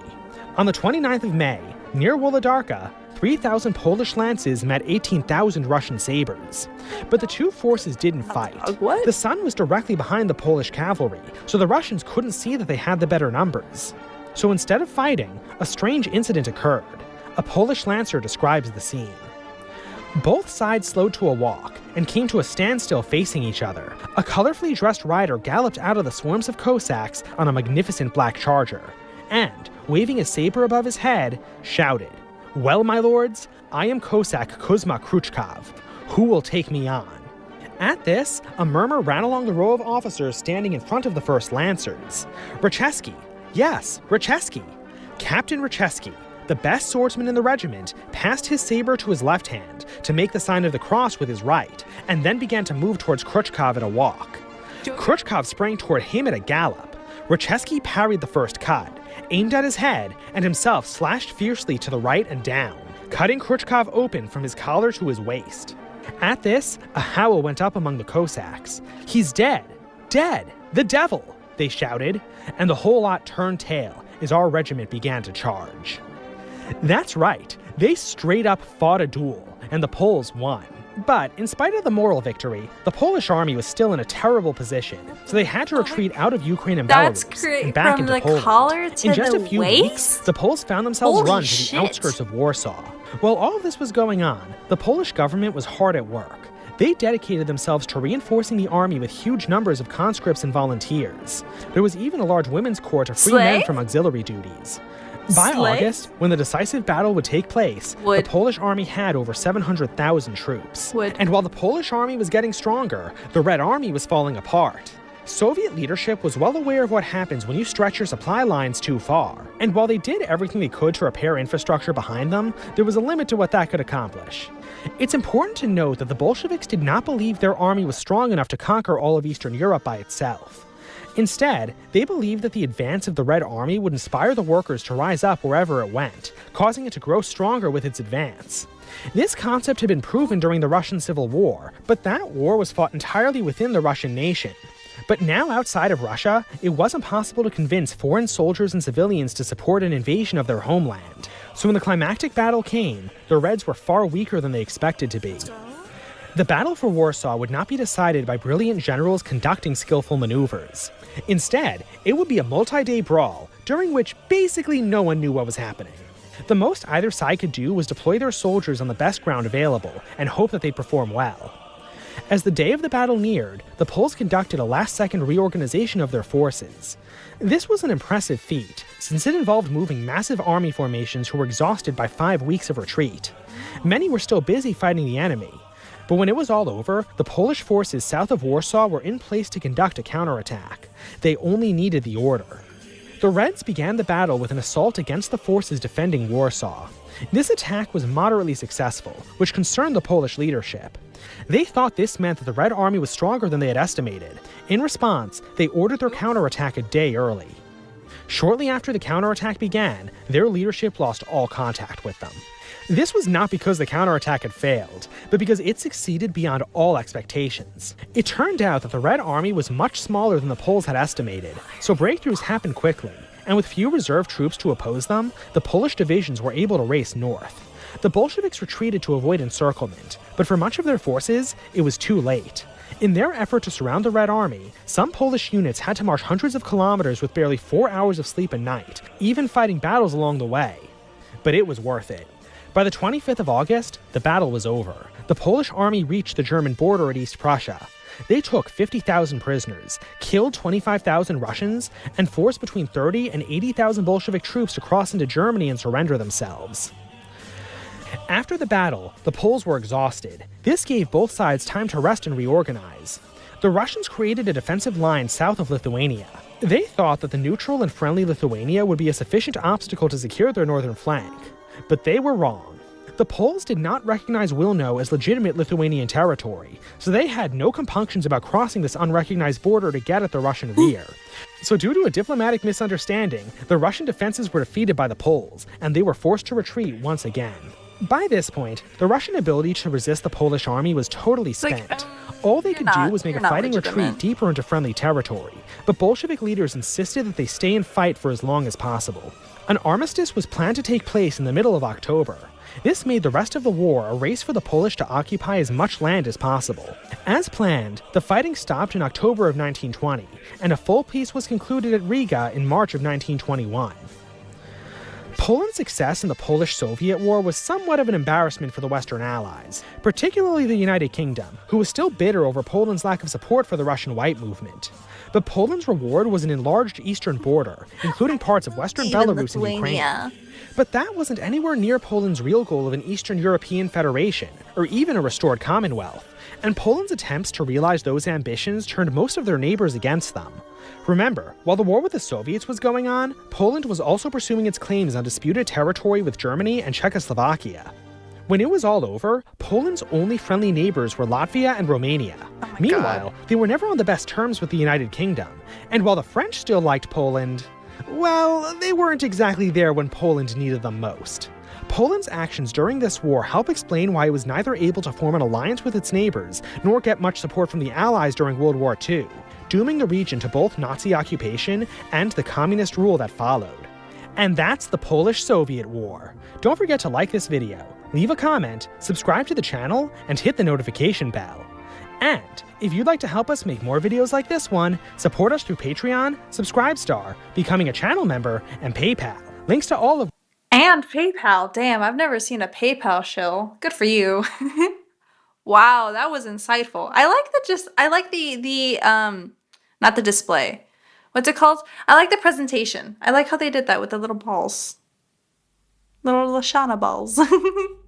That was cool. Thank you, DIA. Oh my god, I feel just a little bit smarter. Just a little bit. Oh, we totally have to do those, like, are you smarter than a blank grader quizzes, because I bet I'm not. But yeah, no, that was very digestible. I really like that. Who'd have thought I'd be 23 actively enjoying history classes. No, not classes. What am I trying to say? Lessons. There we go. Material for small talk. Yeah, I can bring it up unprompted at the function. Be like, hey y'all, did y'all know that like nobody fucking liked Poland? Yeah. Fucking tidbits everyone else learned in high school. Metal to play you guys out. I mean, technically, like if we're being technical, I can mute this and I can look for a new outro song. That's not gonna be a problem. You need to talk about the good and fun parts instead of the bureaucracy. Here, let me tell you about the Poland and Soviet War. This is a wedding. That was On Guard. No, what about metal? What happens if I look up metal? I always just switch it out every so often.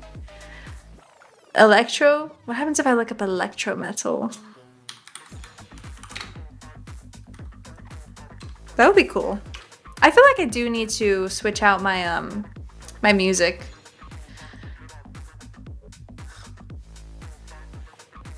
This is an intro. Well, this is good as hell, but that's more like an intro.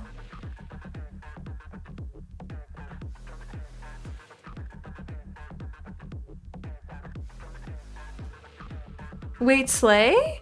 Is the whole thing good?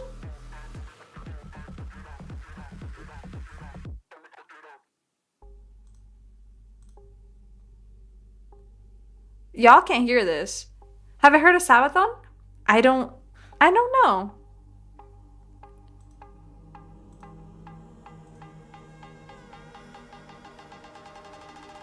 That feels like an intro, but that sounds like ass. That sounds like a Beat Saber song. Okay, what song did I just like? Rave? Yeah, Rave. Okay. Oh, fuck me. Sabathon is metal about history events? Oh, then maybe I've heard of it. Oh, wait, my phone. Maybe I've heard of it. This bitch is about to die. Good morning. This bitch is about to die.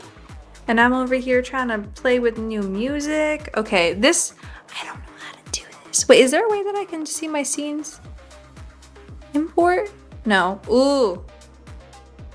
This is gonna be scuffed because I don't know how people do this without showing it. Give me a second. I'm not ending. Not yet. I promise. I'm not ending yet. Excuse me, child. Okay, wait. Ending BGM? What if I change it? Excuse me. Properties? What if I change it to rave? Okay? Okay, alright. I changed it real quick. Megara, please. Your mommy's about to fucking feed you guys.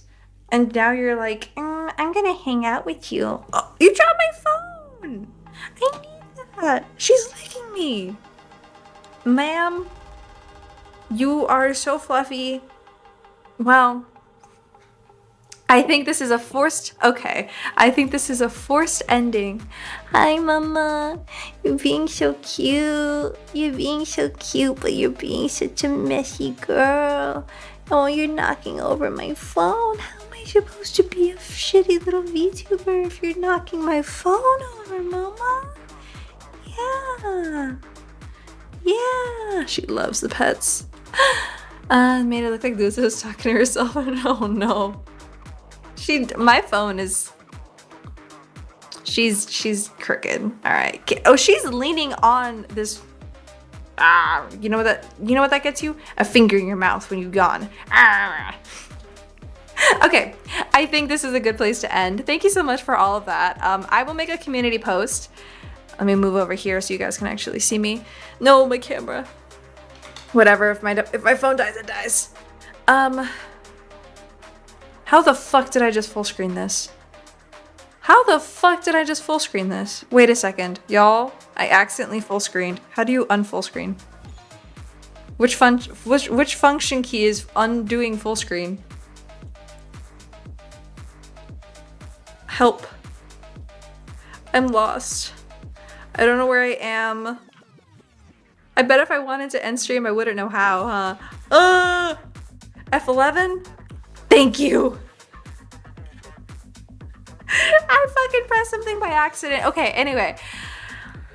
Sorry about that. I got nervous. What I was trying to say is that I will make a community post so that you guys can make your recommendations for any videos you want to watch. I think we'll do that just for maybe a couple days, if that's all right. 1 or 2 streams at the most. Are you comfortable? I'm sorry. Is this shit in your way? I'm gonna eat you. Ow. Yeah, thank you guys so much for coming back for my semi-return. I say semi because we're not, you know, fully up to speed, but we're here and I'm glad. I'm really glad to be back. I missed you guys. I thought, you know what I thought? I did contemplate, like, worst case scenario, what if this was it? What if this was how I end streaming? Like, it just ends, like, my PC dies and until I get it fixed, like, I would just stop streaming. And I thought about it and I'm like, no, I don't feel good about that. There's too many things I want to do. Too many opportunities, especially with partners so close. 360, well, less than that. People have been unsubbing, but that's my fault. Yeah, so especially with that new information of at 1,000 subs, we can start the process of getting a new model, new outfit, new model, new hair, all the good stuff, all the big people get. I thought, fuck it, like, there's no way I'm gonna end now. That's bullshit. That's a bullshit way to end. So I'm glad to be back. It's gonna be a slow start. I'm gonna turn into a goddamn React streamer. I'm gonna be like Asmongold, but not dirty or racist. So pretty much not Asmongold. Alright. Well, I love you guys very much. Thank you so much for coming by. Thank you for the history lessons. I will embarrass myself again. I promise you that. But I will see you guys next time. I'll try and make a waiting room tonight if I remember. Otherwise, tomorrow as soon as I wake up. I woke up at 8 o'clock today. It can be done. Alright, guys.